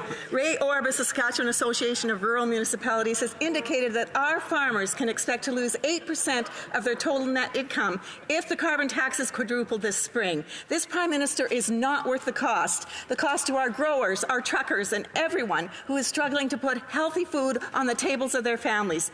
Will this Prime Minister choose a death knell, alienating Canadians even further, or will they grab a lifeline and support C-234? The Honourable Parliamentary Secretary. Thank you, Mr. Speaker. You know, it's absurd to be lectured by the Conservative Party on our support for farmers when just last month we saw them vote against the On-Farm Climate Action Fund, the Dairy Innovation and Investment Fund, and funding in support of dairy, poultry, and egg supply managed producers. Those Conservatives take farmers for granted. They stand up in this House saying that climate policy is affecting food prices when they know it's not true because their own food professor comes to committee to say that exact thing, that climate policy is not a main driver of food prices. What is? Climate change, Mr. Speaker, but they never talk about climate change. change. They won't provide any solutions for climate change. It's all red herring to this Conservative Party. The honourable member from Yorkton Melville. Well, thank you, Mr. Speaker. Our farmers are tired of this government talking out of both sides of its mouth. This Prime Minister is demanding that our farmers absorb a quadrupling of the carbon tax and GST. And yet, grow enough grain to stay solvent, feed the world, and increase green fuel alternatives. After 8 years of this NDP Liberal government, farmers know where they stand. Is he even aware of how many Canadians have had enough of his attacks on farmers? He's not worth the cost. The Honourable Parliamentary Secretary to the Minister of the Environment and Climate Change. Thank you very much, Mr. Speaker. Farmers are the first to be impacted by climate change, and we need to support them and their transition to greener fuels, as the member said. However, we've already done many of those things by exempting gas and diesel from farm use for pollution pricing. We've created a rural top-up for rebates, and we've returned over $120 million to farmers just in 2023, thanks to carbon pricing proceeds. But, Mr. Speaker, today is the warmest January day on record, and last year was the warmest year on record ever. Wheat yields are down, climate change is having an impact. It's through droughts, floods. There are a variety of ways that climate change are affecting food prices, but you'll never hear that from the Conservative Party of Canada. The honourable member from Portage-Liscar. The Liberals are determined to increase the price of food, with the Environment Minister making it his personal mission to kill Bill C-234. He admitted to lobbying 6 senators to gut the bill and promised to reveal those names. After 49 days, he gave the names of 3, not 6 senators. While I know the Liberals aren't good at math, it's clear he provided misleading information. So this week, I invited the Minister of Environment to our committee to explain himself. But the NDP Liberal coalition shut it down because they don't want the truth. So let me ask it here. Why is the Environment Minister going to such great lengths to hide the names of the senators that he personally lobbied to gut Bill C-234? The Honourable Parliamentary Secretary to the Minister of the Environment. You know, Mr. Speaker, it's a little rich hearing from the Conservative Party when Conservative senators sit in their caucus, and one of those senators was accused of bullying to the point where independent senators were afraid to go home at night. Shame on that Conservative Party for bullying those senators. It's absolutely shameful that any member of government should fear for their safety as a result of that government. But I'll say it again, Mr. Speaker, carbon pricing is not to blame for Canada's affordability challenges. We are serious about helping Canadians afford their grocery bills. Fighting climate change policy is not the way. The honourable member from Portage-Liscar. The Liberals love to try to distract their way out of this, but this isn't Monopoly. There's no more get-out-of-jail-free cards for this Environment Minister. The price of food is at record levels, and this NDP government just doesn't care. Just this week, Sylvain Charlebois, Canada's leading food expert, called on the Liberals to suspend the carbon tax on the entire food industry. Instead, this cover-up coalition plans to increase the carbon tax by 23% on April 1st. Bill C-234 would provide relief for farmers and Canadian consumers. Yet this radical Environment Minister told senators to gut it. My question is simple. Which senators did he call, and how do they vote on Bill C-234? The Honourable Minister for Innovation. Mr. Speaker, it's obvious to us, and I hope it's obvious for Canadians, that what they're talking about is nonsense. Mr. Speaker, Sylvain Charlebois is working with us, Mr. Speaker, in order to make sure that we take the right step to bring stability in prices of food in Canada. The first thing that was asked from us, Mr. Speaker, was to reform competition. That's what we have done in the landmark bill that we passed in December, and we're going to do more. Now we have subpoena power for the Competition Bureau. We removed the restrictive covenant in leases. Mr. Speaker, we're going to fight for consumers at every step of the way, and we have nothing to learn from these guys. L'honorable député de Montcalm. The honourable member for Montcalm. It's been 1 year since the Special Committee on Medical Assistance in Dying recommended that advance requests be allowed. Advance requests, in fact, there was a strong consensus for them among members of all parties on the committee. We must allow advance requests for those suffering from cognitive disorders such as dementia and Alzheimer's. For a year now, the federal government has been dragging its feet in implementing the committee's strongest recommendation. Why? The Honourable Transportation Minister. Mr. Speaker, Quebec is a leader when it comes to medical assistance in dying, and we know that MAID is very important to the Government of Quebec and to Quebecers, and it's important for the Government of Canada too. But we do need to reflect on this because legally it will be very difficult to move forward on this. But that does not prevent us from continuing our discussions, not only with the province of Quebec, but with all provinces and territories. The Honourable Member for Montcalm. Mr. Speaker, medical assistance in dying is a matter of free choice. The Liberals should understand that. The role of the state is to create the conditions for a free and informed choice. Those who do not want medical assistance in dying need not ask for it. It's as simple as that. The National Assembly is unanimous. Quebec is ready. Quebec has its own law. Will the federal government amend the criminal code to allow advance requests for Quebecers who are suffering? Go ahead. The Honourable Government House Leader. Mr. Speaker, of course, we are aware of all issues related to medical assistance in dying.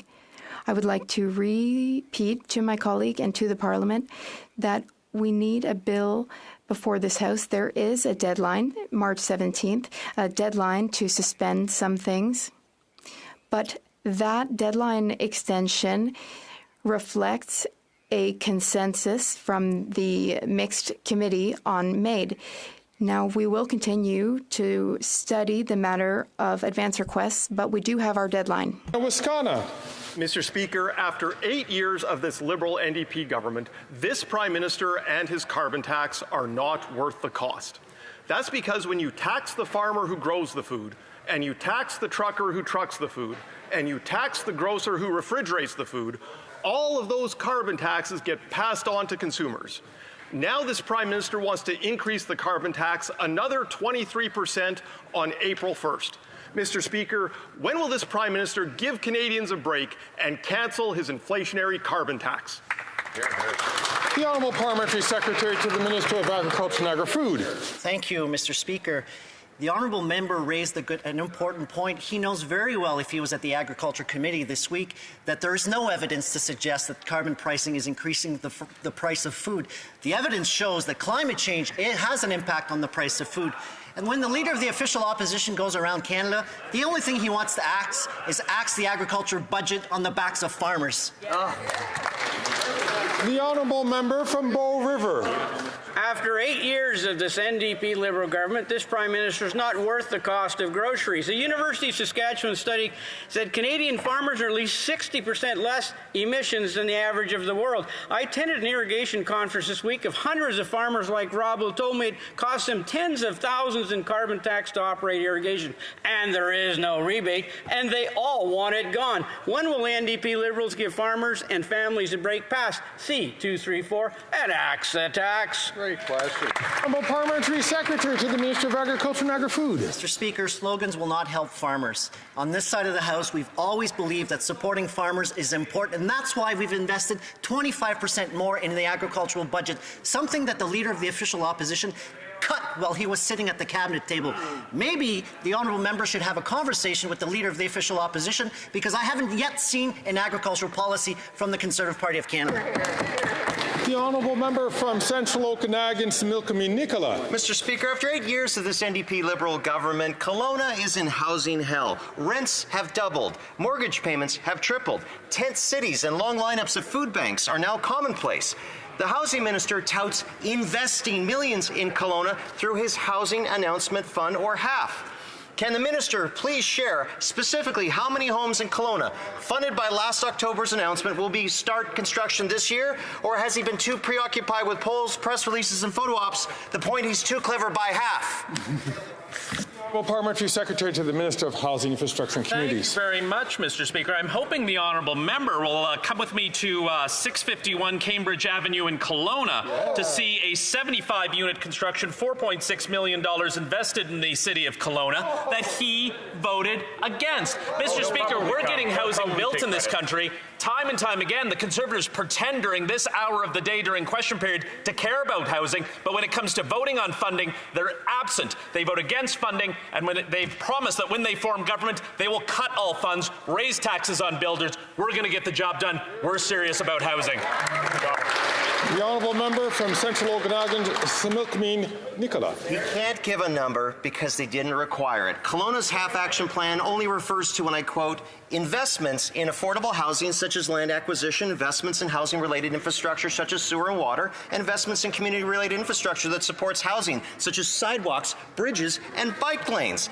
Does the parliamentary secretary understand that this joke of a program funds sewers and bike lanes but doesn't require the construction of a single home? Is he comfortable the only housing from this $30 million might be a bridge for someone to sleep under? No. The Honourable Parliamentary Secretary to the Minister of Housing, Infrastructure and Communities. Glad to get up to talk again about Kelowna, $31.5 million for 20,000 homes over the next 10 years. And Mr. Speaker, how did that member vote? He voted against. Time and time again, the Conservatives stand up in this place and vote against getting housing built in this country. We know there's a supply crisis in this country on housing. Conservatives don't want to build a single house. It's unfortunate, Mr. Speaker, how unserious they are about this crisis. We're ready to get the job done. We're getting the job done.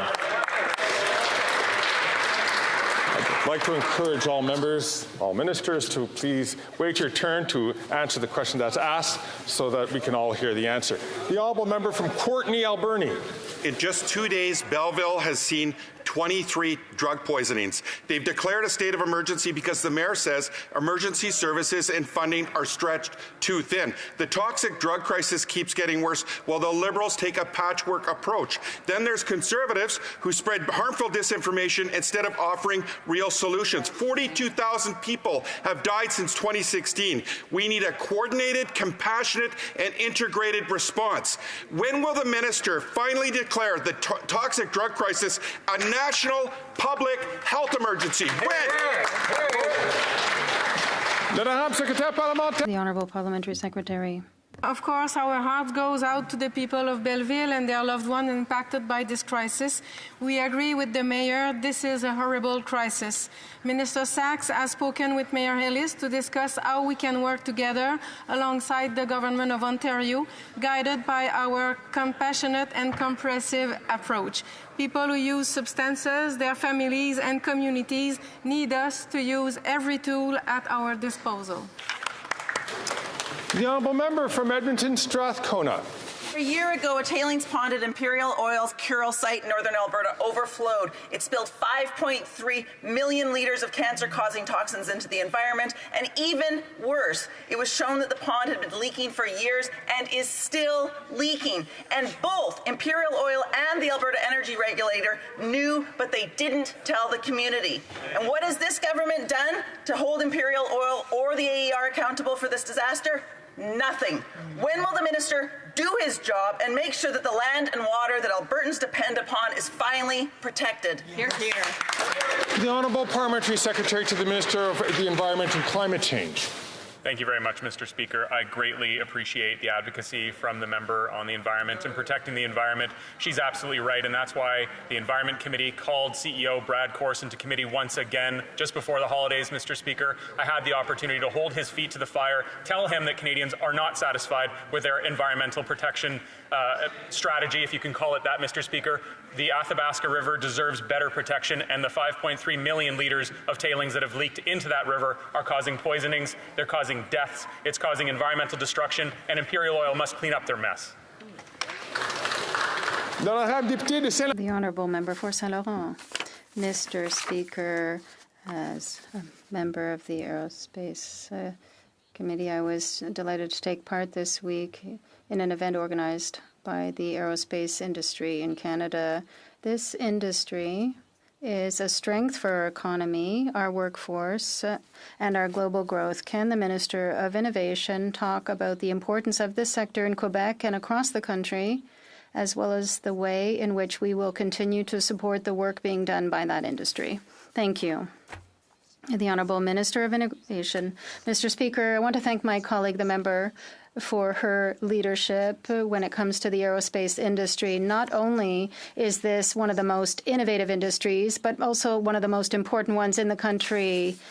It employs approximately 210,000 people across the country. Last year, our government announced a historic investment $350 million for the aerospace industry in the country, Mr. Speaker. And not only will we have a strong industry, but we will have one of the greenest industries. And we have already indicated that we will have a national aerospace strategy to serve the interests of the nation. From Stormont Dundas, South Glengarry. After 8 years of this Liberal NDP coalition, Cornwall is no exception to the housing hell Canadians are facing.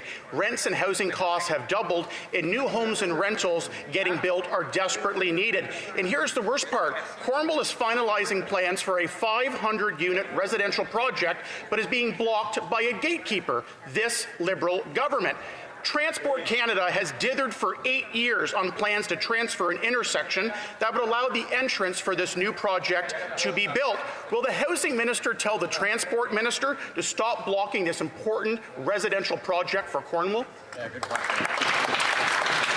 The Honourable Parliamentary Secretary to the Minister of Housing, Infrastructure and Communities. Mr. Speaker, we've been working with municipalities across the country to get housing built. 30 deals under the Housing Accelerator Fund to build 500,000 additional units of housing. But where are the Conservatives being found on this, Mr. Speaker? Absent. They voted against. They're going to cut our GST cut on purpose-built rentals. They're going to increase taxes on home builders. They're going to cut the funding and deals we have with municipalities. They do not understand the complexity of the housing crisis. They're going to take us back. We need to build more supply, not Conservative cuts, which is what they are promising.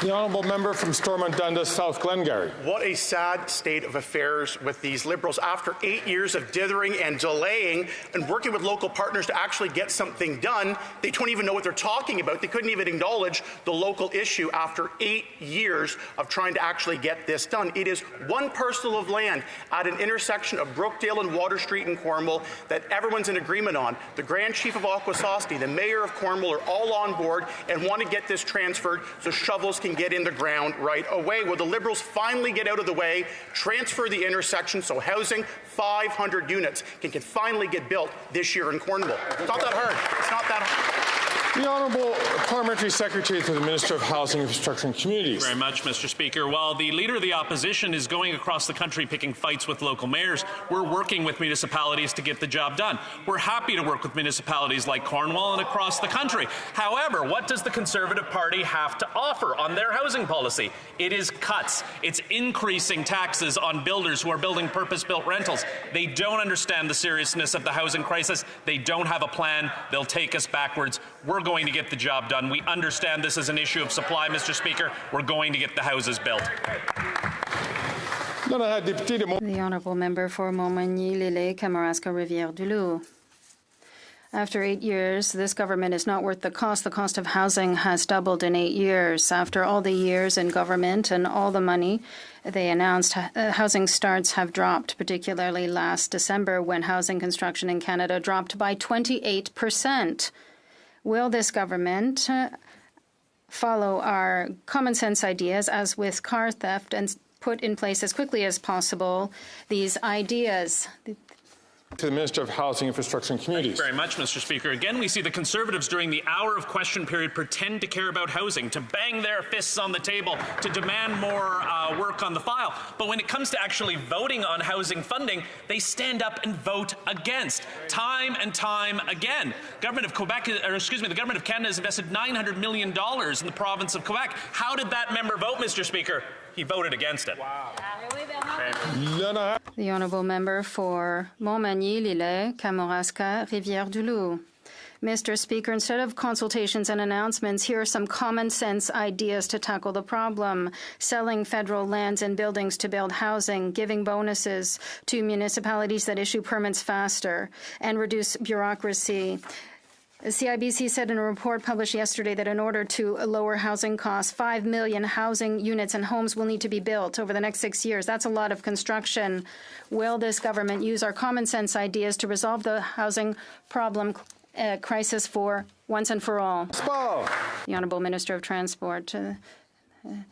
Well, if they're asking us to use good ideas like insulting the mayors, then no, it doesn't work like that. On the contrary, they should support and applaud the federal government's efforts to cooperate with the government of Quebec. There's $1.8 billion for projects in their regions. They'll have it across Quebec. So If they're just going to complain, we're going to continue working for Canada and Quebec. The Honourable Member for Rivière-des-Mille-Îles. Thank you, Mr. Speaker. We won't give up on having a monument for the Canadian Armed Forces in Afghanistan. This week, CBC Radio Canada revealed that the Department of Veterans Affairs had warned the government that it was tarnishing its reputation by excluding the Douse team, which won the competition. Of course, it is ruining its reputation. It's ruining it with all these design firms around the world which know that Canada fudges the results. It's done it with veterans by pretending to speak in their name with a biased fake poll. Will it backtrack and grant the winning team, the doused team, the contract? Mr. Speaker, the National Monument to Canada's mission in Afghanistan reflects the sacrifices of 40,000 Canadian military, police, and civilians. We listened to over 12,000 veterans and their families in a survey, and overwhelmingly the majority of those responded were veterans, and they wanted the Team Stimson design, and it says it best reflects their input. And when it comes to honoring the sacrifices of our veterans, we must listen to them. And we did, and will continue to do so. The Honourable Member for Rivière-des-Mille-Îles. Mr. Speaker, the competition jury had their fake poll in their hands, and they still picked the Douse team. The jury did a good job in doing so because the Léger firm completely destroyed it. Here is Léger. This consultation does not represent in any way the opinion of the Canadian Armed Forces members, members of the families of the Canadian Armed Forces members, and the Canadian population. I would add that their poll underrepresents Francophones, as is often the tradition in Canada. Will the government grant the contract to the winning team, Doused, and put an end to this type of situation? Secretary to the Minister of Veterans. Mr. Speaker, we appreciate and respect the work of the jury members who evaluated the finalist design concepts. However, the Team Stimson design was the one that veterans of the mission and their families felt best represented their bravery, their sacrifices, losses, and those who served there. The results of the consultation, which are public, are clear, and it's important that we listen to our veterans. The Honourable Member from Calgary, Nose Hill. After 8 years of the Liberal government, towns that used to be peaceful are being terrorized by foreign gangs that threaten our neighbourhoods with violence and arson. And the rate of extortion across Canada is up a whopping 218%. Canadians are living in fear for their lives because of NDP Liberal bills like C5, which eliminated mandatory jail time for extortion with a firearm. This means dangerous criminals stay on the street, and it's time to stop the crime. Will the Liberals reverse this dangerous bill that keeps dangerous criminals on the street? Hear, hear. Well, the Honourable Parliamentary Secretary to the Minister of Public Safety. Mr. Speaker, I find it interesting that the members opposite bring up issues around firearms and safety in our communities when they actually just over 60 days ago voted against $80 million for the RCMP that would specifically go to supporting the work of the RCMP on guns and gangs and organized crime. Mr. Speaker, we are taking the issue of extortion very seriously. This is why the RCMP are working with local police, and the Conservative cuts wouldn't solve this issue. The Honourable Member from Calgary, Nose Hill.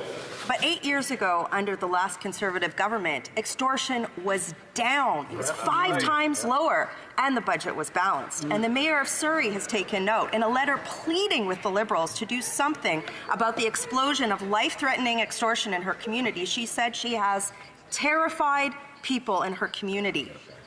Conservatives will restore mandatory minimum sentences for convicted extortionists, stop the crime explosion rates that is terrorizing Canadians across the country. Will the Liberals? Hear, hear. The Honourable Parliamentary Secretary to the Minister of Public Safety. Mr. Speaker, the Conservatives' tough on crime talk doesn't result in action. But what we are doing is taking concrete steps to deal with extortion and organized crime in this country. I said earlier that just 60 days ago, those very members voted against $80 million to support the work of the RCMP.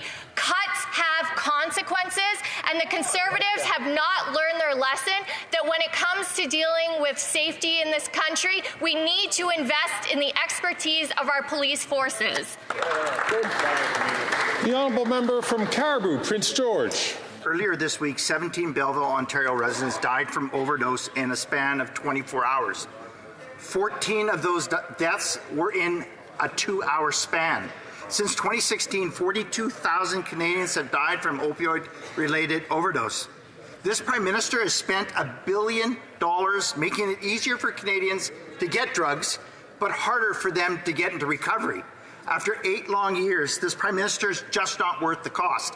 When will he wake up and realize that his drug policies are killing Canadians? The Honourable Minister. Mr. Speaker, let's roll the tape back to when Conservatives were in power, where they changed the Canada drug strategy, stripped out harm reduction, Mr. Speaker, refused to meet with community organizers like me, Mr. Speaker, about saving the lives of people who were struggling with substance use. Mr. Speaker, they refused to support communities in the way that communities knew they could work together to save lives and to help people recover from substance use. We will take no lessons from these Conservatives. The honourable member for Ottawa-Vanier. Reconciliation with Indigenous peoples is a top priority for our government. Yesterday, the Conservative leader claimed he was on the side of Indigenous peoples, but repeated comments from his caucus members, including the very first time they spoke on their First Nations Clean Water Act, leaves their commitment to advancing reconciliation in serious doubt.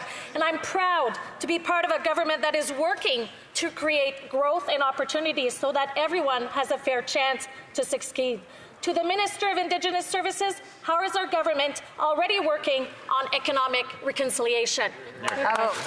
The Honourable Minister for Indigenous Services. Thank you very much, Mr. Speaker, and thanks to my colleague from Ottawa-Vanier for her allyship to Indigenous reconciliation and peoples. It's a well-known saying, Mr. Speaker, that when people show you who they are, believe them.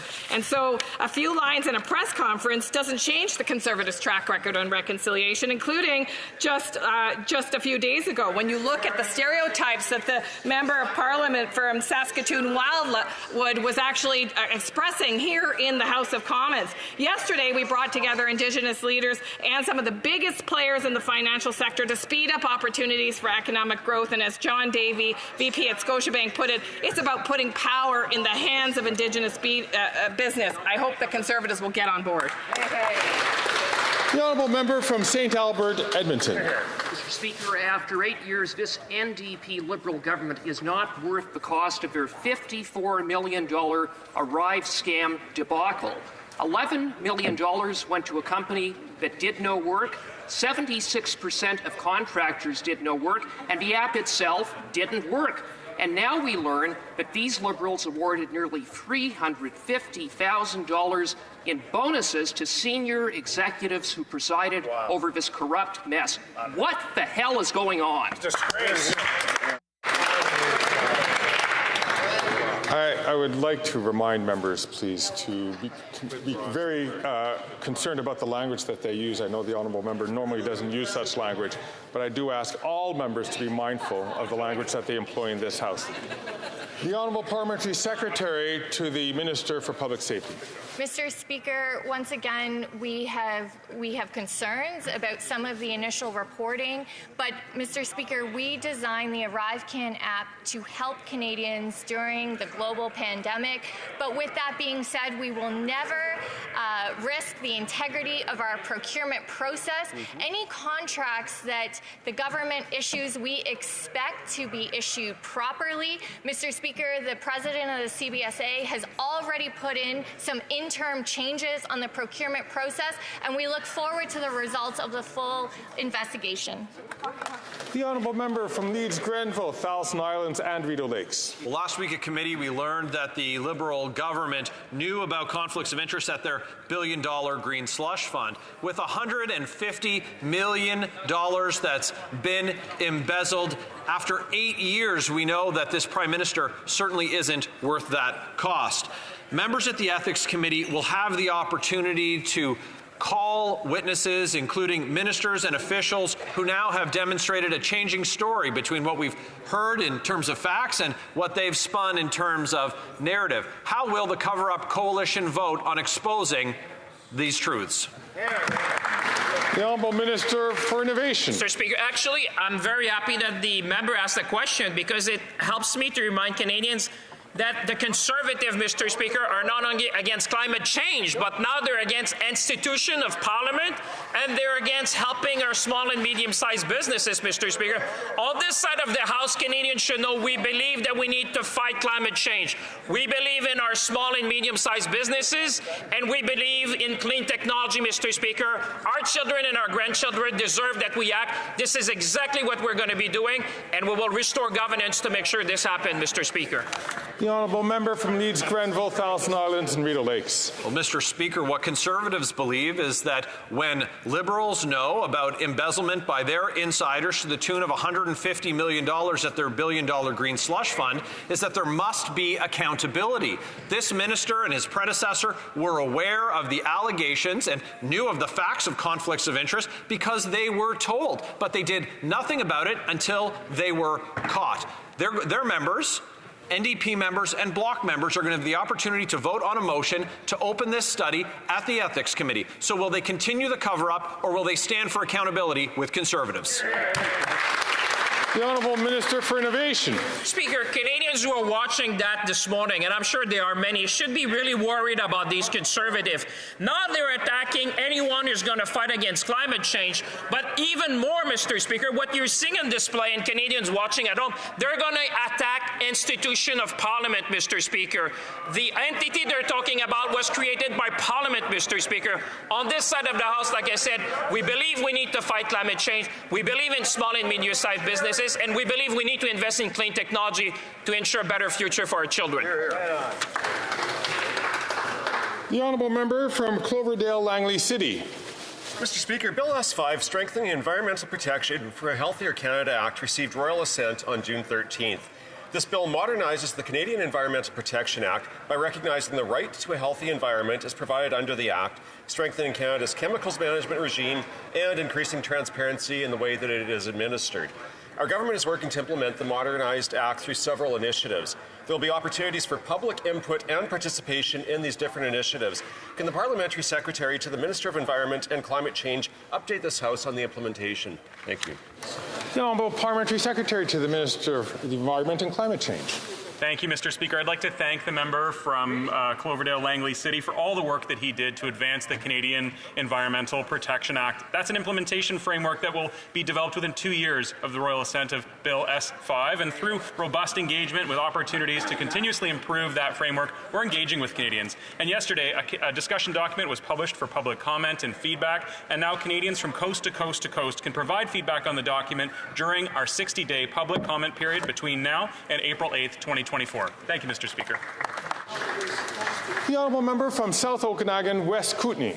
Mr. Speaker, everybody knows that my riding makes the best wine in Canada, but January's extreme cold snap caused widespread damage to grape and fruit crops for the second year in a row. Some grape growers have experienced 100% loss of their vines. And on top of that, smoke taint from the now annual forest fires continues to affect many vineyards. Without government help to replant their vines, many wineries could be forced to close. So will the minister provide assistance to help BC grape growers and wineries survive climate change? The Honourable Parliamentary Secretary to the Minister of Agriculture and Agri-Food. Thank you, Mr. Speaker, and my heart goes out to grape growers in BC and across Canada. I know in Nova Scotia they've gone through climate change events. Obviously, this is a serious issue. We've been there to support the wine sector previously, and will continue to be there to support the wine sector in the future. The Honourable Member from Kitchener Centre. Mr. Speaker, with 5 former World Junior players now formally charged with sexual assault, a dark cloud hangs over the sport so many of us love. One solution is anti-sexual violence training like that which the Sexual Assault Support Centre of Waterloo Region has delivered to athletes since 2015. Last year, myself and others advocated to reallocate the millions to Hockey Canada to fund these trainings without success. This year, this government has another chance to step up and help root out the toxicity in hockey by funding these critical trainings and pushing Hockey Canada to do the same. Will they do it? The Honourable Parliamentary Secretary to the Minister for Amateur Sport. Thank you, Mr. Speaker. First, I'd like to acknowledge the incredible strength, resilience, and courage of athlete survivors across this country who have come forward to tell their stories for a better sport system. How hockey has been governed in this country and the culture of sport and hockey are of great concern to all of us. Our government takes allegations of abuse, maltreatment, and sexual violence very seriously, and that's why our government has launched the Future of Sport Commission. Mr. Speaker, sport is a power of good in this country, and we'll continue to make sure that sport does all that great work across this country that it can while building a stronger, more resilient sport system. Thank you, Mr. Speaker. And so brings the end to question period. Routine proceedings. Tabling of documents. Introduction of government bills. Déclaration de ministres. Statements by ministers. Rapport de délégation. Reports from interparliamentary delegations. Prestation de rapport de. Presenting reports from committees. Dépôt de projet de loi émanant des députés. Introduction of private members' bills. First reading of Senate public bills. L'honorable député de. The honourable member for Mr. Blanchet-Jonquière, seconded by Mr. Beaulieu, moves that the fifth report of the Standing Committee on Science and Research, presented on Thursday, June 15th, 2023, be concurred in. Debate. The honourable member for Rimouski-Neigette, Témiscouata-les-Basques. Merci beaucoup. Thank you. I'm pleased to rise to raise this issue today. About something that I care deeply about, and that is science in French in Quebec and in Canada. So I'd like to talk about the Science and Research Committee's report. And there's a lot of data that shows that English dominates scientific research and publication, both internationally and in Canada. For a number of decades, the vast majority of these reviews, these learned journals, have been in English. And globally, since the 60s, English has been the language of science in more than half of the new journals that have been created, and that has increased to almost 70% in recent years. French has been on a slow decline and makes up about 3% of new scientific journals. These trends are leading to a marginalization of French in the field of science. But that's not the only problem that Francophone academics and researchers are grappling with. The research councils in science, the funding for these councils in French is much lower than the demographic clout of Francophone researchers. 21% of university professors and assistants are Francophones in Canada, but the applications for funding drafted in French are less than 15% of total applications.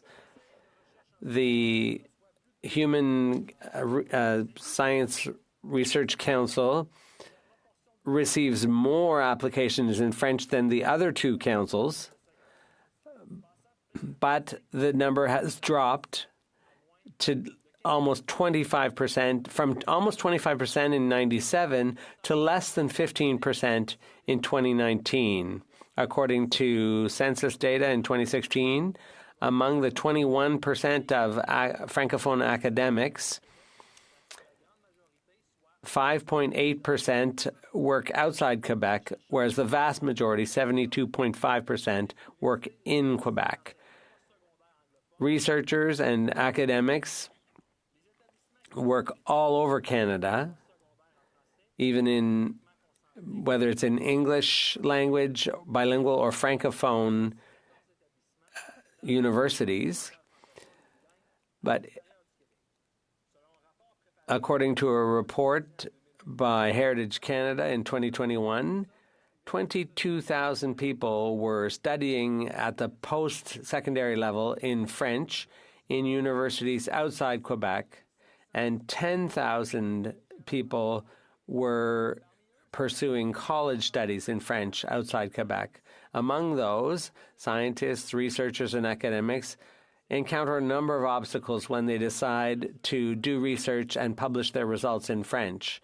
Francophone researchers, particularly those working in post-secondary educational institutions outside Quebec, also encounter practical obstacles to working in French because their institutions are often not able to provide them the necessary support.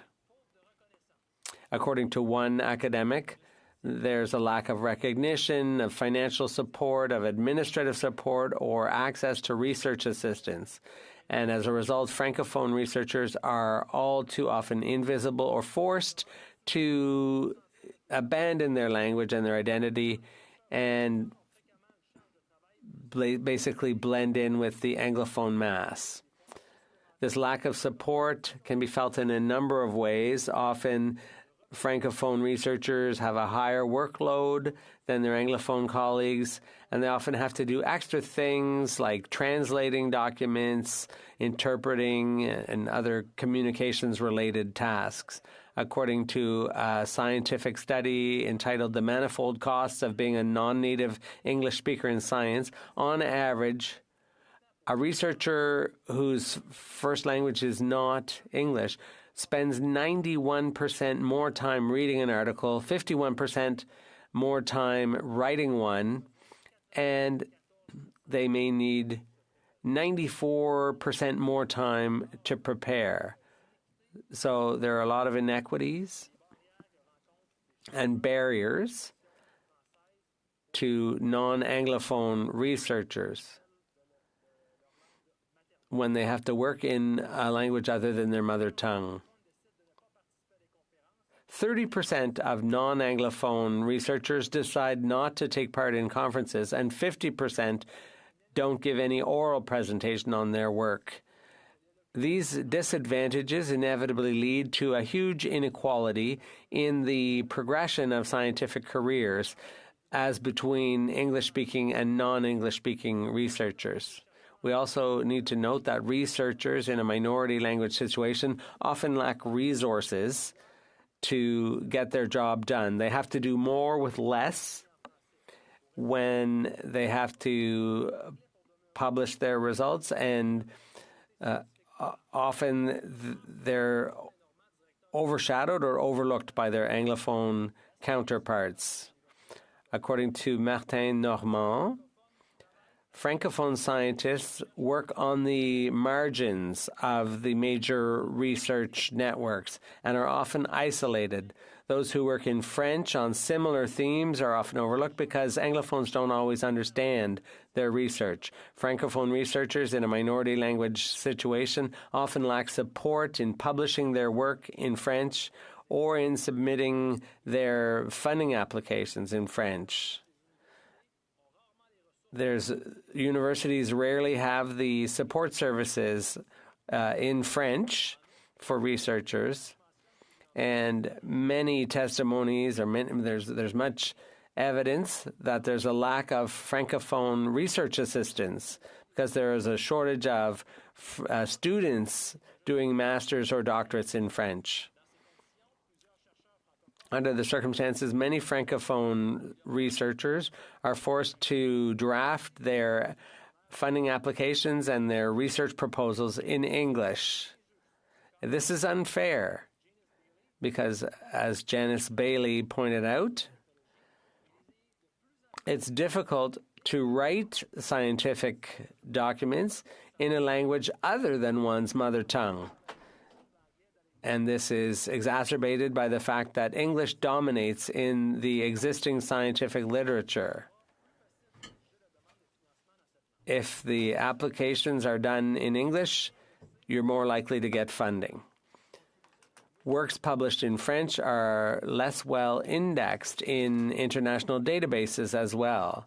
So they're often lost in the haystack, so to speak. And so all of this has a negative impact on career progression for Francophone researchers and academics. The success rate for applications submitted in French is lower than for those submitted in English. The situation has created a sense of distrust among Francophone researchers.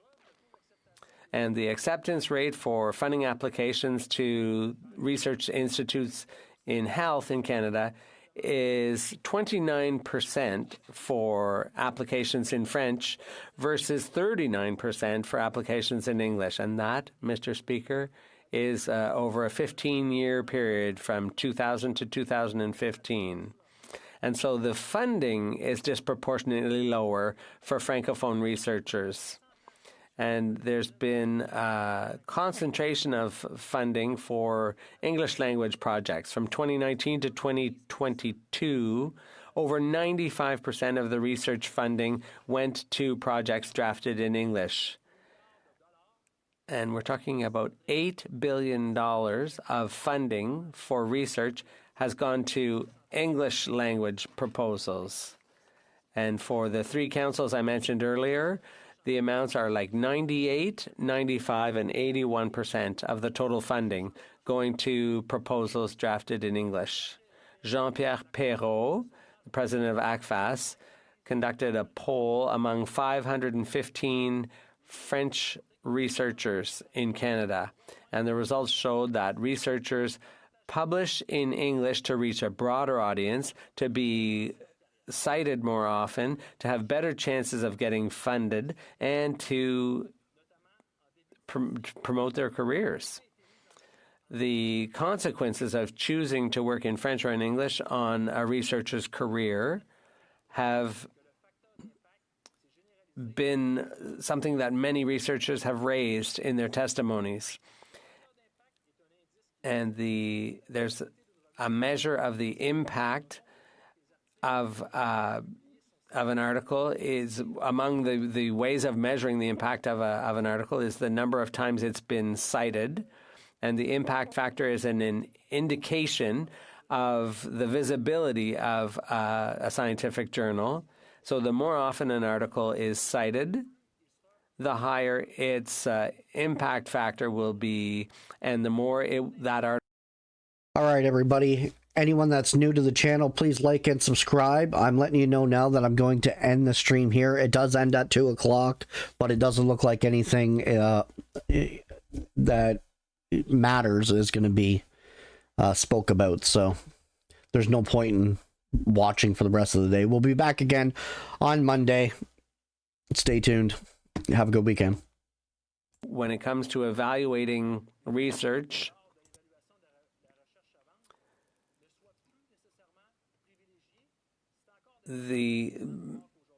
it's disturbing to see that still today this mark of prestige or this impact factor still has a great impact on research funding in Canada. And there are other indicators like the H index, which measures the productivity and impact of a researcher's work based on the number of citations of articles they've published. And these indicators are used by universities in deciding, making decisions about recruiting or promoting professors or giving them